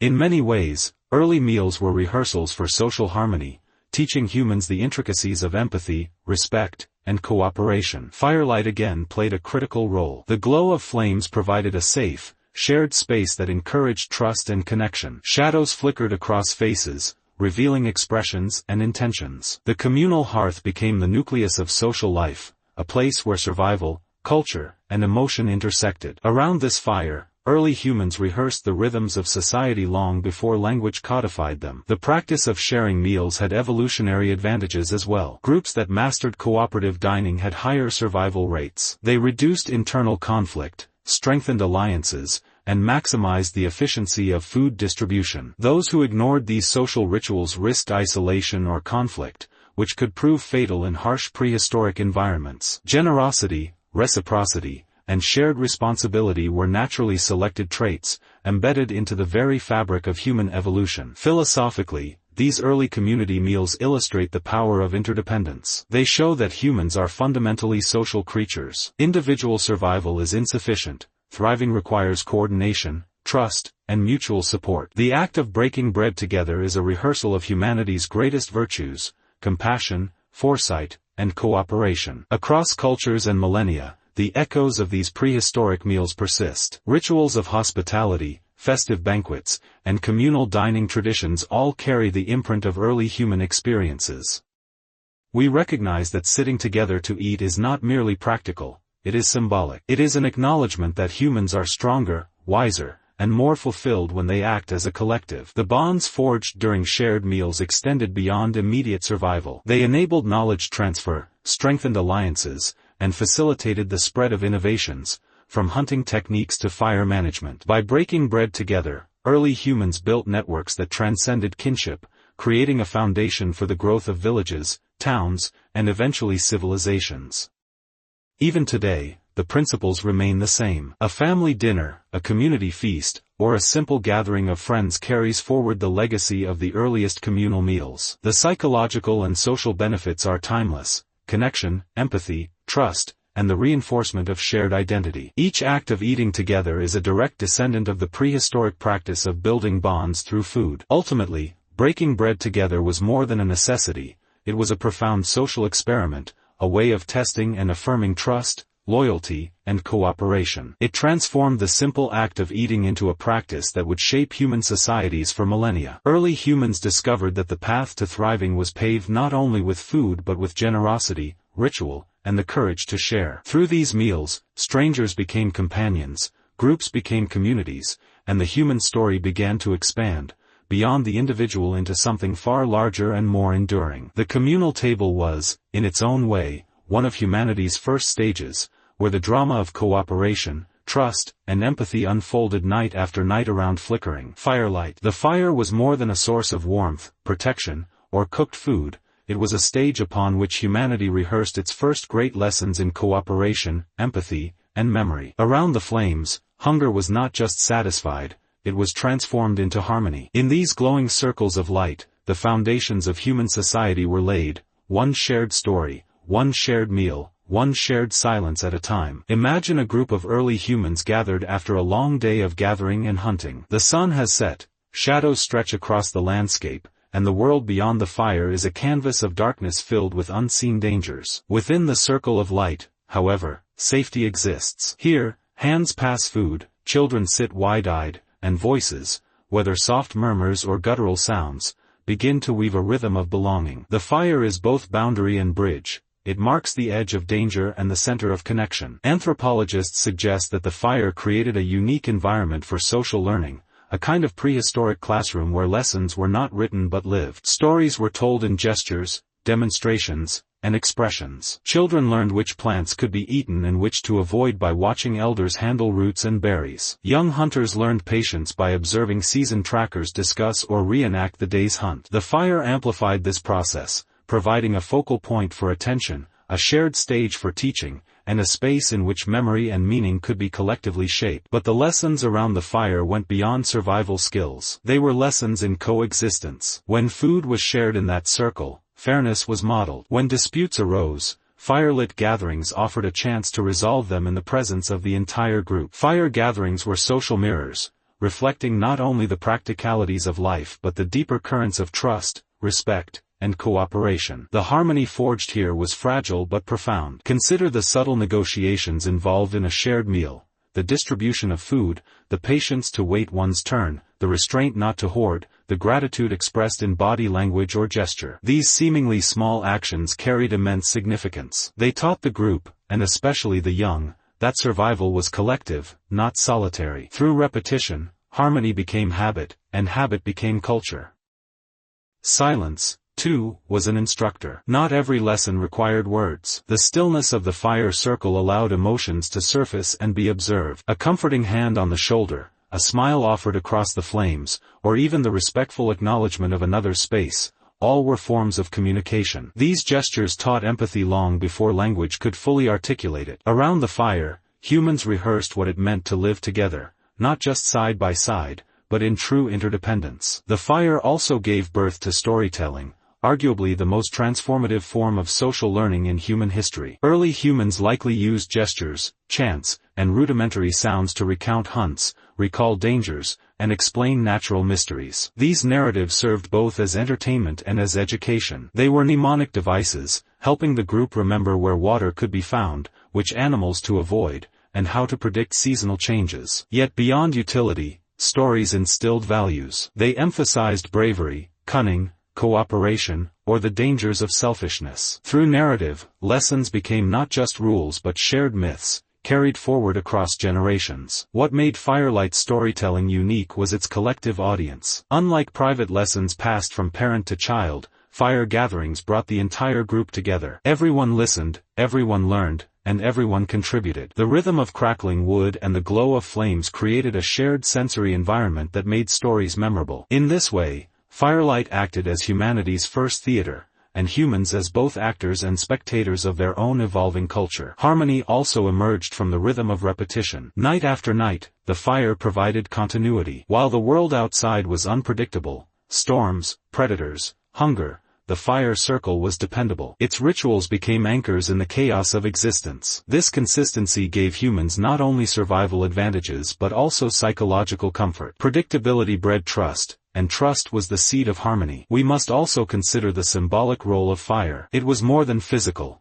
it was spiritual. The flame represented transformation, raw meat into nourishment, darkness into light, fear into safety, solitude into fellowship. To sit together around a fire was to acknowledge this transformation, to internalize the idea that unity could turn hunger into harmony. In a sense, fire was humanity's first teacher, its lessons written not in words but in warmth, light, and ritual. Evolutionary scientists argue that these gatherings had profound neurological effects. Shared experiences around the fire likely stimulated bonding hormones like oxytocin, strengthening trust within the group. The act of synchronizing behaviors, eating at the same time, listening to the same story, laughing together, wired the brain for cooperation. Night after night, these rituals sculpted the very architecture of the human mind, turning survival strategies into social instincts. Conflict was inevitable, but even conflict became a lesson around the fire. Arguments about food distribution, hunting rights, or social roles could flare. Yet within the illuminated circle, the group had space to observe and mediate. Fire gatherings offered a controlled arena for tension, reducing the likelihood of violence in the shadows beyond. In this way, fire taught humans the value of negotiation, compromise, and collective judgment. The harmony fostered here extended beyond the moment. A child who learned patience by waiting for food would carry that lesson into adulthood. A young hunter who listened to a story about bravery would internalize courage for future hunts. Firelight gatherings created cultural continuity, weaving the group together across time. Hunger might bring individuals to the circle, but harmony ensured they would stay. Philosophically, the fire gatherings reveal a deep truth about human nature. that we are meaning-making creatures. Hunger could have been solved individually, with food consumed alone. But early humans sought something more. They gathered, they shared, they told stories, they built memory. They transformed necessity into ritual, and ritual into culture. The leap from hunger to harmony was not just a survival strategy, it was the beginning of humanity's search for belonging, purpose, and identity. And so, in the flickering glow of countless prehistoric fires, humanity rehearsed its future. Villages, laws, religions, and nations all trace their lineage back to these circles of light. The harmony we strive for in modern times, in parliaments, in communities, in families, was first practiced around a communal fire thousands of years ago. It was here that humans discovered the magic of sharing not just food, but themselves. In the end, hunger may have drawn us to the fire, but it was harmony that kept us there. The flames taught us that survival is sweetest when shared, that knowledge is strongest when passed on, and that meaning is richest when created together. From hunger to harmony, the fire circle was not just a place of survival, it was the birthplace of humanity's soul. Generosity is not always safe. In the prehistoric world, to share was to risk. Within the circle of the familiar, food and trust flowed naturally. But when a stranger appeared at the edge of the firelight, holding out an empty hand or standing silently in the shadows, the act of giving became charged with tension. Was this visitor a friend or a foe? Would kindness be repaid with alliance, or punished with betrayal? For early humans, sharing food with outsiders was not a simple gesture of goodwill. It was a gamble, one that could tilt the balance of survival for an entire group. In a world where resources were scarce and every mouth meant more competition, to divide food with someone beyond the kin circle was a decision heavy with consequence. And yet, such moments shaped the course of human history. Imagine a small group of hunter-gatherers sitting near their fire after a meager hunt. The flames flicker, shadows stretch, and just beyond the circle of light, movement stirs.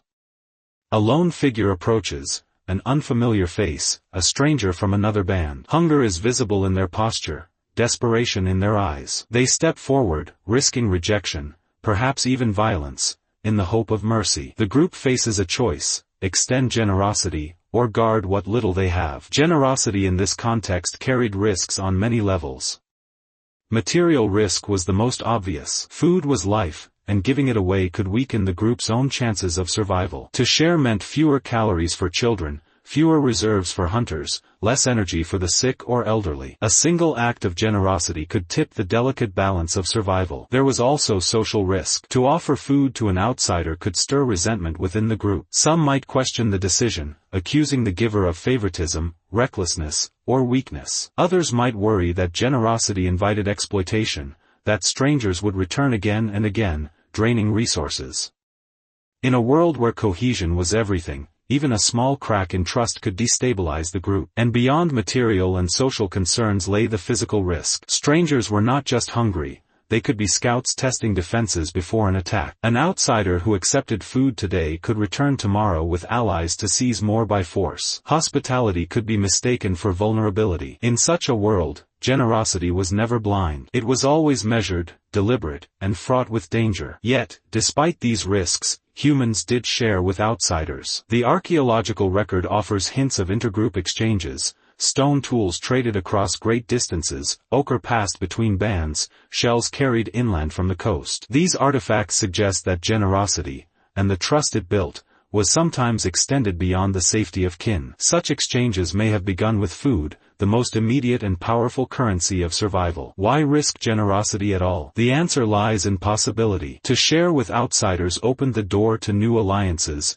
new resources, new genes. A stranger fed might become a partner in the next hunt, a guide to water, or even a mate who introduced genetic diversity into the group. In a hostile world, generosity created the chance for connection where none existed before. Consider the psychological dimension. To see hunger in another's eyes may have stirred something deeply human, empathy born of recognition. Every group knew what it meant to starve. Every family had felt the gnawing ache of hunger. To deny food to a stranger was to deny one's own reflection, one's own vulnerability. Perhaps in these moments, the pull of empathy outweighed the weight of risk. But the decision was rarely made by individuals alone. Around the fire, groups debated, silently or aloud. A glance from an elder, a nod from a hunter, a whisper among women preparing food, all carried meaning. If food was offered, it was not just one person's choice, but a collective gamble. In this way, The act of generosity became a performance of group identity. This is who we are. This is how we treat outsiders. Sometimes generosity paid off. Outsiders became allies, food was reciprocated, trust was built. A single shared meal could spark a bond that lasted seasons, even generations. These bonds expanded networks, creating safety nets in times of scarcity. When famine struck, groups who had shared before might find help in return. But sometimes generosity ended in betrayal. Stories, whether prehistoric or historical, are filled with tales of guests who turned hostile, of strangers who accepted food and later stole more. Such betrayals were seared into cultural memory, carried forward in myths and cautionary tales. Generosity was both humanity's strength and its vulnerability, a double-edged tool that could cut either way. Philosophically, this tension reveals something profound about the human condition. We are creatures balanced between fear and hope, suspicion and trust. The fire circle could be a fortress, keeping others out, or it could be a beacon, drawing them in. Each act of generosity asked the same question: do we choose protection, or do we risk connection? The risks of generosity also illuminate the origins of morality. To give to an outsider was not just a practical act but a statement of values. It forced groups to grapple with questions still alive today. Who deserves our help? What do we owe to strangers? How do we balance self-preservation with compassion? These questions, first asked in the firelight, continue to shape our societies millennia later. Generosity toward outsiders may have also influenced the evolution of human identity. By defining who received food, groups defined themselves.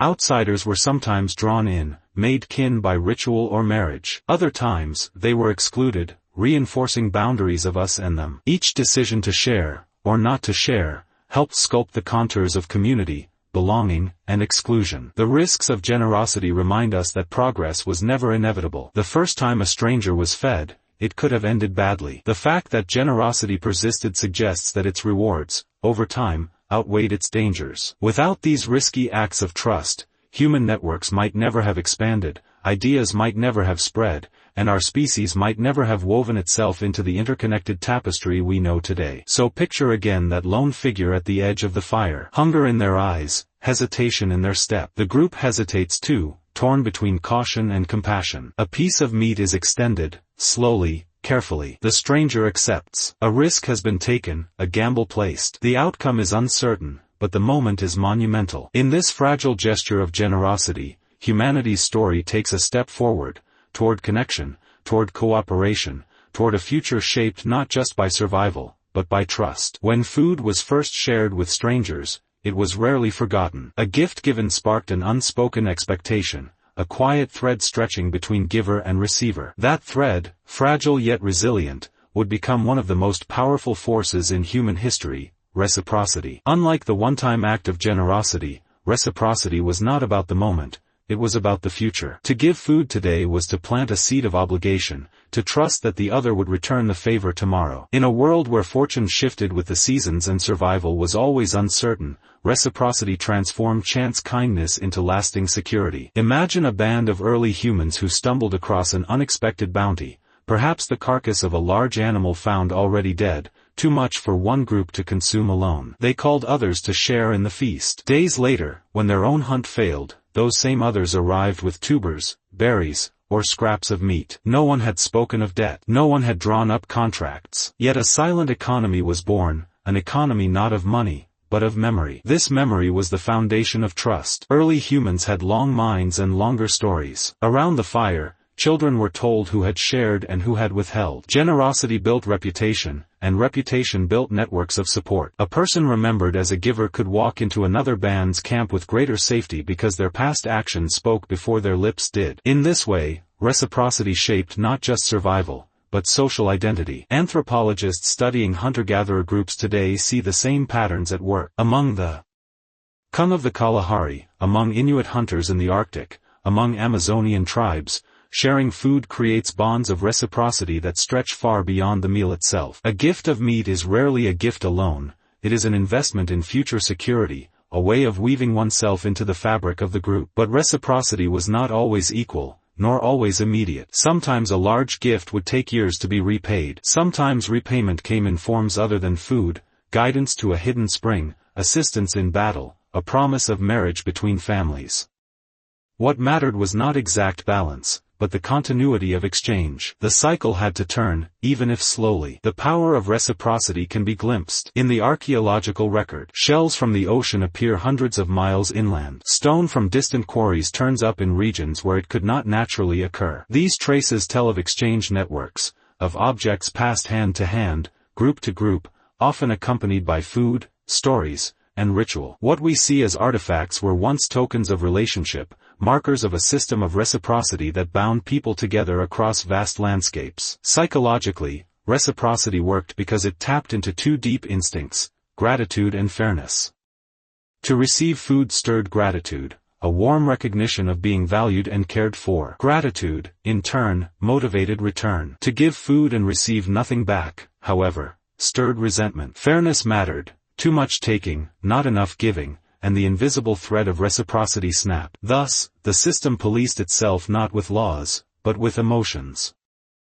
Philosophically, reciprocity represented a step beyond survival. It introduced the idea of the future self, the recognition that what I do today may shape what happens tomorrow. To share was to gamble not only on the character of others, but on the continuity of time. It required faith that tomorrow would come, that memory would endure, that bonds could outlast hunger. In this sense, reciprocity was an act of imagination as much as generosity. Reciprocity also blurred the line between stranger and kin. A stranger fed once might remain a stranger. A stranger fed twice, 3 times, and who returned food in kind was no longer truly an outsider. They had entered the circle, bound by obligation and gratitude. Over time, reciprocity could transform unfamiliar faces into trusted allies, and allies into extended family. Yet reciprocity, like generosity, carried risks. Some took without giving. Some gave only to manipulate, to bind others in webs of obligation they never intended to honor. Early humans, like us, had to navigate freeloaders and cheats. But here again, reputation mattered. Stories remembered, names carried weight, and those who failed to reciprocate found themselves isolated, excluded from the circle of sharing. In many ways, reciprocity was humanity's first economy. Long before coins or markets, before trade routes or contracts, there was the quiet rhythm of giving and receiving, the steady heartbeat of exchange. This economy was not abstract, it was lived, felt, remembered. Each gift of food was a promise, and each promise kept or broken shaped the destiny of individuals and groups alike. Picture again the moment of first sharing. A scrap of roasted meat passed across the fire, a tuber handed to trembling hands, a gourd of water offered to parched lips. Now imagine what came after. Days later, the receiver arrives with their own gift, small but meaningful. A loop closes. A bond forms. The two groups are no longer just neighbors in the landscape, they are partners in survival, connected by the invisible threads of reciprocity. Over generations, these threads multiplied and interwove, creating dense networks of obligation and trust. A hunter could travel days from home and find welcome in distant camps, not because of money in his pouch, but because of debts remembered and gifts reciprocated. In this way, reciprocity expanded the reach of humanity, stitching together scattered bands into wider communities. To reflect on reciprocity is to glimpse the dawn of society itself. The simple act of returning a favor became the scaffold on which cooperation, trust, and even morality were built. Reciprocity taught humans to think beyond the self, beyond the moment, to imagine bonds that stretched through time. It was, in many ways, the glue of civilization. So when we speak of the first time we shared food with strangers, we must also speak of what came after. That first gift did not vanish into the past. It lingered, it echoed, it returned in new forms, in new gifts. It became part of a cycle, a rhythm, a song of giving and receiving that carried humanity forward. Without reciprocity, generosity might have withered. With it, generosity blossomed into a force that bound us together, not just for a moment, but for millennia. There came a time when food was no longer just sustenance. It became something else, something sacred. The act of eating together, of breaking bread or tearing meat side by side, was elevated from necessity to ritual. What began as simple sharing slowly transformed into ceremony, a moment set apart from the ordinary rhythms of survival. The sacred meal was not about filling bellies, it was about binding souls. Imagine the flicker of firelight on stone walls, shadows of figures seated in a circle. The carcass of an animal hunted with great risk lies before them. The hunter who delivered the final blow does not eat first. Instead, he distributes the choicest cuts to others, elders, children, strangers passing through. This reversal of instinct, giving away before taking for oneself, imbued the act with weight. To eat was no longer just to live. It was to participate in something larger than oneself. Anthropologists have long noted that across cultures, meals are rarely just practical. They are structured, ordered, often surrounded by rules. Who eats first? Who eats last? Which parts of the animal are reserved for whom? What words must be spoken before the first bite? These patterns may seem mundane, but they reveal something profound, that humans turned sharing into ritual, and ritual into meaning. In many hunter-gatherer groups studied today, the distribution of food follows careful traditions. Among some Arctic peoples, the hunter who strikes down a seal may be forbidden from eating its meat. Instead, he must share it freely with others. Among Australian Aboriginal groups, portions of food are directed to specific relatives or allies. These rules are not arbitrary. They transform the meal into a performance of social bonds, a reaffirmation of order, respect, and reciprocity. Why did the meal become sacred? Because food was life, and life itself was mysterious, fragile, and awe-inspiring. To kill an animal, to dig up a root, to taste the sweetness of honey, these acts were encounters with forces larger than human control. By ritualizing the meal, early humans acknowledged that mystery. They gave thanks, whether in words, gestures, or silence. They recognized that eating was not simply consumption, it was communion. The sacred meal also marked thresholds, births, deaths, initiations, journeys. A child's first bite of meat was not just nourishment but a rite of passage. A shared feast after a hunt was not just celebration but thanksgiving. To invite a stranger to join such a meal was to symbolically adopt them, to weave them into the fabric of kinship, if only for a time. Over fire and food, stories flowed. Myths of ancestors, tales of the hunt, memories of past famines and triumphs. The meal became the stage where culture was performed and transmitted. In this way, food-sharing rituals were not just about calories, they were about continuity. They ensured that the wisdom of the old lived on in the mouths of the young, carried along with the taste of roasted flesh or bitter roots. Archaeology gives us glimpses of these sacred meals. In caves across Europe, large hearths suggest not just individual fires but communal ones. Bones of animals, often with cut marks, are found arranged in ways that hint at intentional distribution. In Göbekli Tepe, one of the earliest known ritual sites, archaeologists discovered vast amounts of animal remains, suggesting feasts far larger than any one band could consume alone. These were not mere dinners. They were gatherings of significance, events where food and meaning intertwined. The sacred meal also had a paradoxical function. It tamed violence even as it celebrated it. The act of killing, whether an animal or, in darker times, a human enemy, was transformed through ritual into something socially acceptable. Sacrifice, offering, distribution, these acts framed consumption as more than taking. They reframed it as giving, as honoring, as part of a larger cosmic order. Think of the emotional depth this brought. A child biting into meat offered by an elder did not just taste protein,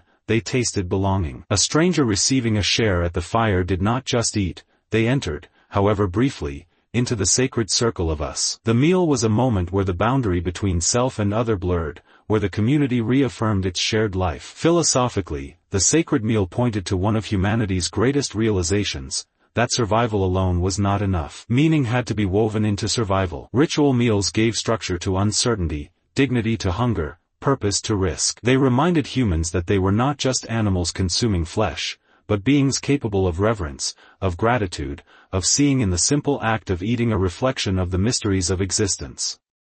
Consider too the role of silence. Not all meals were filled with chatter. Some were solemn, reverent, even wordless. In the hush of shared eating, the crackle of fire and the sound of chewing became sacred sounds, reminders of life's fragility and abundance. This silence itself was ritual, a way of recognizing that the meal was not only physical but spiritual. The sacred meal endures even now. Every culture has its versions, from holiday feasts to funeral banquets, from communion in churches to Ramadan iftar, from Thanksgiving dinners to wedding banquets. Though modern, they echo something ancient, the recognition that eating together is more than feeding the body. It is binding the community. When we trace these practices back, we see the continuity, from the first strangers who shared a scrap of roasted meat, to the vast ritual banquets of ancient temples, to the dining tables of today. Across thousands of years, the meal remained sacred because it carried something no single person could hold alone, the story of us. So when we ask, what happened the first time we shared food with strangers? One answer lies here, that the act of sharing created not just safety or reciprocity, but ritual. It gave rise to the sacred meal, a ceremony where hunger was satisfied but also transcended, where eating became a way of saying we are more than individuals, we are part of a whole. And it was around those sacred meals, under the flickering firelight, that humanity learned perhaps its greatest lesson: to eat together was to live together. If the sacred meal marked the ritualization of food, hospitality was its flowering. Hospitality was the decision not only to share with kin or trusted allies, but to open one's fire, one's food, one's shelter to those who did not belong, to strangers, wanderers, the vulnerable who appeared at the edge of the camp. This was not a small step. In a world of scarcity, predators, and suspicion, to invite a stranger close was to risk danger. Yet from this risk emerged one of humanity's most defining virtues, the ethic of hospitality. Picture the scene. A campfire flickers against the dark. Figures sit close, bellies filled from the evening hunt. Then, footsteps. A figure appears beyond the circle of light. They could be a threat, or they could be lost. They carry no fire of their own, perhaps no weapons. In that moment, a choice presents itself: drive them away, attack before they attack, or extend a hand, a share of food, a place by the fire. When that choice leaned toward generosity, humanity changed. The first gesture of hospitality was likely food itself, a scrap of meat, a piece of roasted root, offered not because one had surplus, but because one recognized the humanity of the other. Anthropologists suggest that such practices were crucial for survival in mobile hunter-gatherer societies. A band could not store grain, hoard endlessly, or build walls. Instead, they relied on networks of generosity. To give food today was to create the possibility of receiving it tomorrow, perhaps when hunger struck in a different place or time. But hospitality was more than strategic. It was symbolic. To invite a stranger into one's circle of firelight was to symbolically adopt them, if only for a night. Hospitality made outsiders insiders, turned potential enemies into temporary kin. It dissolved boundaries, however briefly, in the shared act of eating. Ritual soon attached itself to hospitality. Across cultures, the stranger at the door was greeted not with suspicion, but with offering: water to wash, bread to eat, a corner to rest. These gestures did not arise from wealth but from necessity. A person alone on the plains, the tundra, or the desert could not survive without help. And so, societies encoded hospitality as obligation. In many traditions, to refuse food to a guest was unthinkable, even shameful. The dawn of hospitality can still be glimpsed in the practices of modern nomadic peoples. In parts of the Sahel, a guest is offered milk before a word is spoken. Among Bedouin tribes, the stranger who enters a tent must be fed before their identity is even asked. These customs echo deep time, preserving an ancient ethic born in the Paleolithic, when to turn away a wanderer might mean condemning them to death. Philosophically, hospitality marks a profound human leap. It is the recognition that the other, unknown, unfamiliar, even dangerous, deserves care. It reframes survival not just as competition, but as solidarity. To be hospitable is to say, though you are not mine, I see myself in you. Hospitality also reshaped identity. When a band welcomed strangers, those strangers sometimes stayed. Marriage, adoption, alliance, these grew from the seeds of hospitality. Slowly, groups were no longer defined only by blood, but by choice, by the willingness to integrate outsiders. This shift expanded the scale of human societies, allowing bands to grow, merge, and form tribes, clans, and eventually whole nations. Without hospitality, human groups might have remained small, insular, suspicious. With it, they began to imagine larger identities. Of course, hospitality was never without tension. To offer food to a stranger meant less for oneself. A hungry winter, a failed hunt, and generosity could turn deadly. Yet the very fact that humans upheld hospitality even when costly reveals its power. It was not merely transaction, it was principle, a virtue worth preserving even in hardship. The symbolism of hospitality endured in myth and religion. In Homer's Odyssey, hosts are judged by how they treat guests, whether with generosity or hostility. In Abrahamic traditions, the act of offering food and shelter to strangers is praised as sacred duty. In Hindu and Buddhist contexts, the guest is revered as divine. These echoes trace back to the firelit circles of prehistory, where a single scrap of food given to a stranger became a gesture laden with meaning. Hospitality also shaped how humans imagined the cosmos. If the stranger at the fire might be a friend, or a god in disguise, then every guest demanded respect. Hospitality blurred the line between human and divine, between ordinary and extraordinary. A loaf of bread, a bowl of stew, a space on the floor could become holy offerings, expressions of the deepest moral instincts of humanity. There is another dimension here, hospitality as resistance to fear. To share with strangers was to defy the primal instinct of exclusion, to master suspicion with trust. It was a declaration that survival was not enough, that a truly human life required openness, generosity, courage.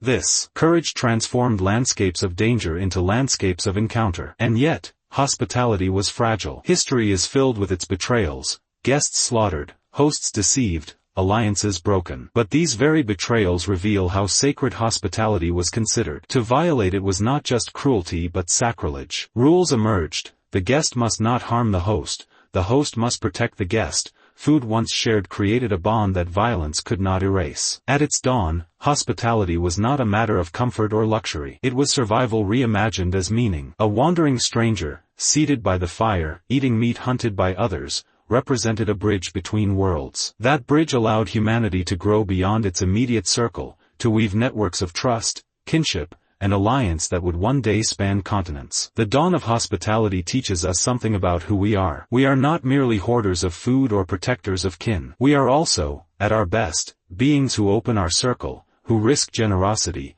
who believe that the stranger deserves a seat at the fire. And so the question echoes: when did we first share food with strangers? Perhaps it was in that moment when a weary wanderer, trembling with hunger, found a place among others. When a hand extended not a weapon, but a piece of roasted flesh. When a stranger became, for a night, a guest. That moment was the dawn of hospitality. And from it, civilizations were born. When we imagine the table today, we see polished wood, chairs drawn close, silverware and plates. But the table, in its deepest human sense, predates carpentry and furniture. It was never just an object of wood or stone. It was a space, a boundary, a stage where humans turned eating into ritual, conversation into culture. The invention of the table was the invention of shared presence. Long before carpenters carved legs and planks, there were flat stones, woven mats, and cleared spaces around a fire. These were proto-tables, places where food was not scattered, not hidden, but gathered, displayed, offered. The act of centralizing food was radical. Instead of each person eating separately, from hand to mouth, the food was placed in a common space. The table became a mediator, a visible symbol of sharing. Anthropologists suggest that this innovation transformed the dynamics of human groups. Around a common table, whether literal or metaphorical, power and status could be negotiated. Who sat where? Who was served first? Who carved the meat? These questions echoed through millennia. They still echo today when we reserve a head of the table for leaders or elders. But the first tables were not about hierarchy. They were about cohesion. Imagine the scene: a band returns from the hunt. The meat is roasted on the fire. Instead of each person grabbing what they can, the meat is laid on a central stone. Hands reach in, eyes meet, voices murmur. The table has been born, not as furniture, but as a ritual space. The table also introduced rhythm. Meals were no longer isolated acts of survival, but synchronized events. People waited until all were gathered. The sharing of food became the sharing of time. Eating together at the same moment created bonds that went beyond hunger. It created a sense of belonging. We eat as one. From these early practices, the table became a stage for stories. Once bellies were half filled and hands busy with food, conversation bloomed. Around the proto-table, hunters recounted the chase, elders retold myths, children listened wide-eyed. The table thus became the world's first classroom, the first theater, the first parliament. It was here that knowledge passed, laughter erupted,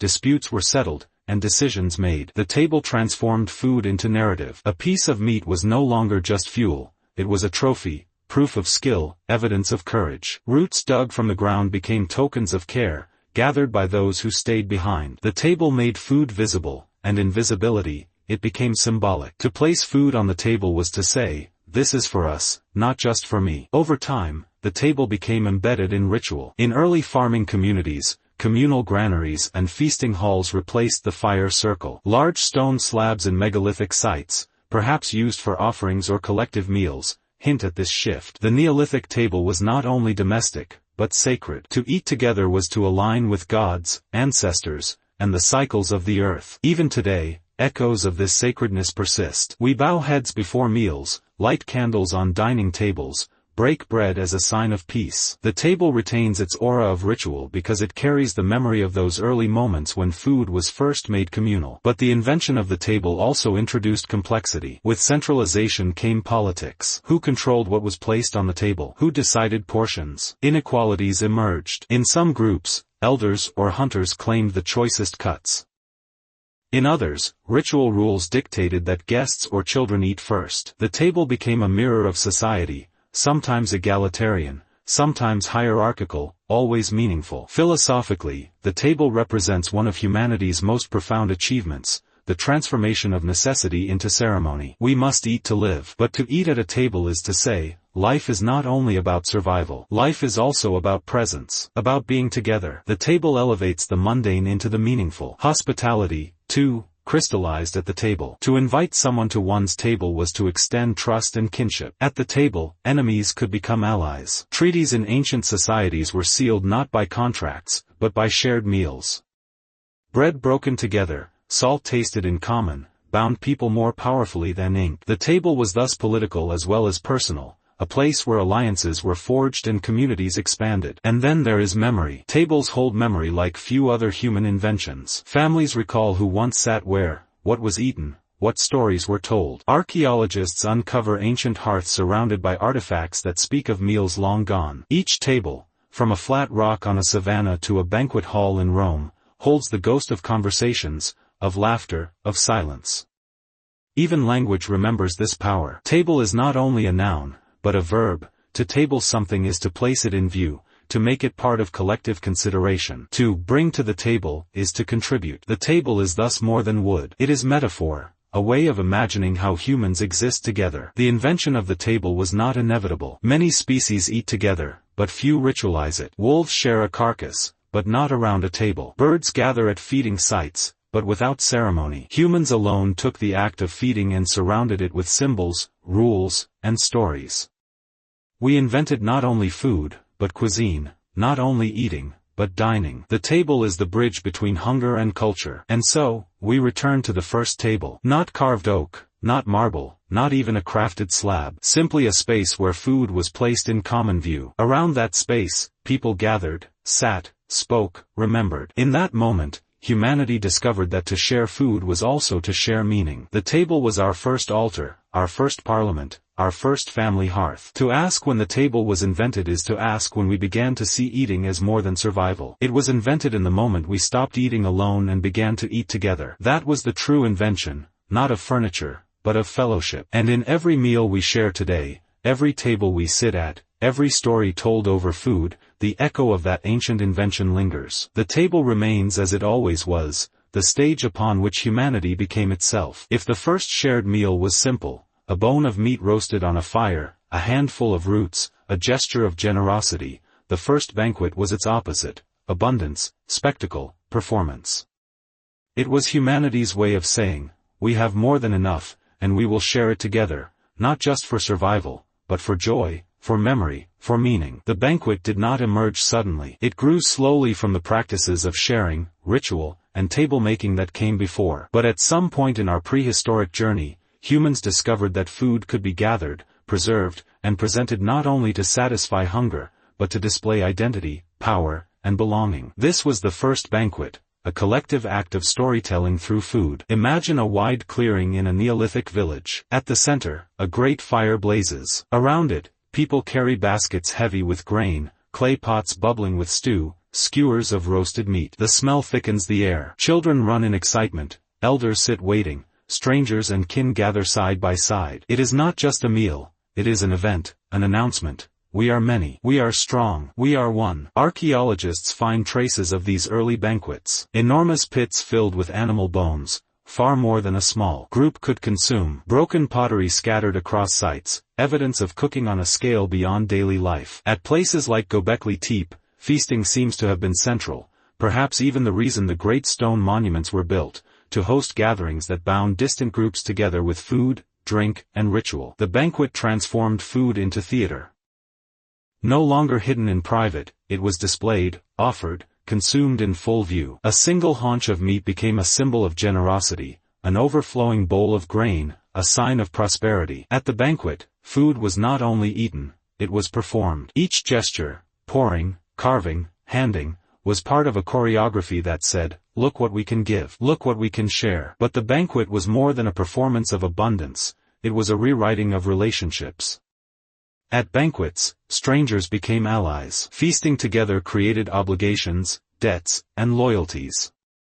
An outsider who ate at your banquet might feel compelled to return the favor, to bring food when you visited them. Food thus became a currency of trust, binding networks of people into webs of reciprocity. There was also politics at the banquet. Leaders rose through their ability to host and feed others.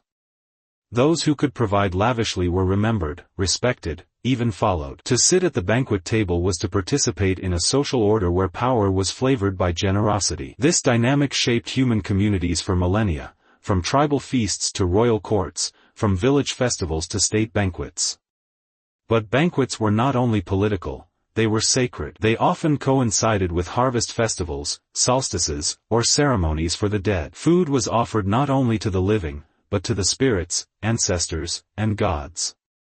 The banquet became a bridge between worlds, uniting the human and the divine through the shared language of abundance. When people feasted together, they felt themselves part of something larger, the cycles of nature, the will of the gods, the lineage of their kin. The first banquet also marked a shift in human psychology. For the first time, food was not about enough, but about more than enough. Surplus became spectacle. Waste, paradoxically, became proof of wealth. To leave bones scattered, to let pots overflow, was to announce, "We are not starving. We are secure." This was both triumph and temptation. From that moment on, food would carry not only the taste of survival, but the weight of status. And yet, beneath the politics and spectacle, the banquet retained something deeply human, joy. Imagine the sound, the drumming of hands on hides, the rhythm of feet stamping, the chorus of voices rising. Imagine the sight, faces glowing in firelight, eyes sparkling with laughter, the gleam of roasted meat passing from hand to hand. Imagine the feeling, full bellies, tired limbs, the warmth of being surrounded, embraced by community. The banquet was, at its core, a celebration of togetherness. In this sense, the first banquet was also the first glimpse of culture as we know it. It was not survival, not necessity, but expression. It was the transformation of food into art, of eating into ritual. And from that moment onward, human history would be punctuated by feasts, the harvest festivals of Mesopotamia, the symposia of Greece, the banquets of Rome, the feasting halls of the Vikings, the royal tables of China and India. Each one an echo of that first great gathering, where food was shared in excess not for hunger, but for meaning. Philosophically, the banquet teaches us something profound. It reminds us that humans are not only creatures of need, but creatures of surplus. We seek not only to live, but to live together richly, to transform necessity into joy, and joy into memory. The banquet is the opposite of solitude, it is the ultimate act of community. Today, we still live in the shadow of the first banquet. Weddings, birthdays, holidays, national celebrations.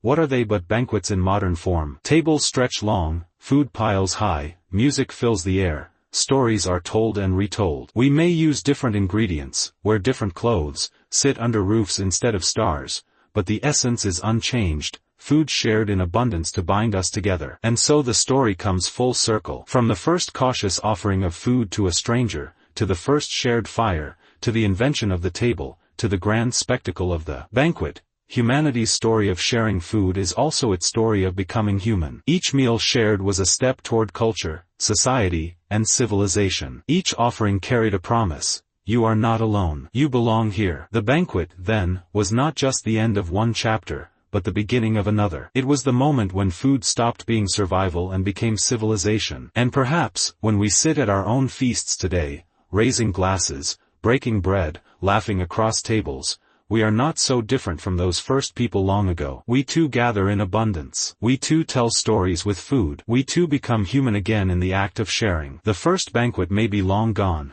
but its spirit lives in us. Every time we come together to eat, whether around a small table or at a grand celebration, we carry the memory of that ancient fire, that circle of faces, that abundance of food turned into meaning. The banquet is never over. It continues as long as we gather, as long as we share, as long as we remain human.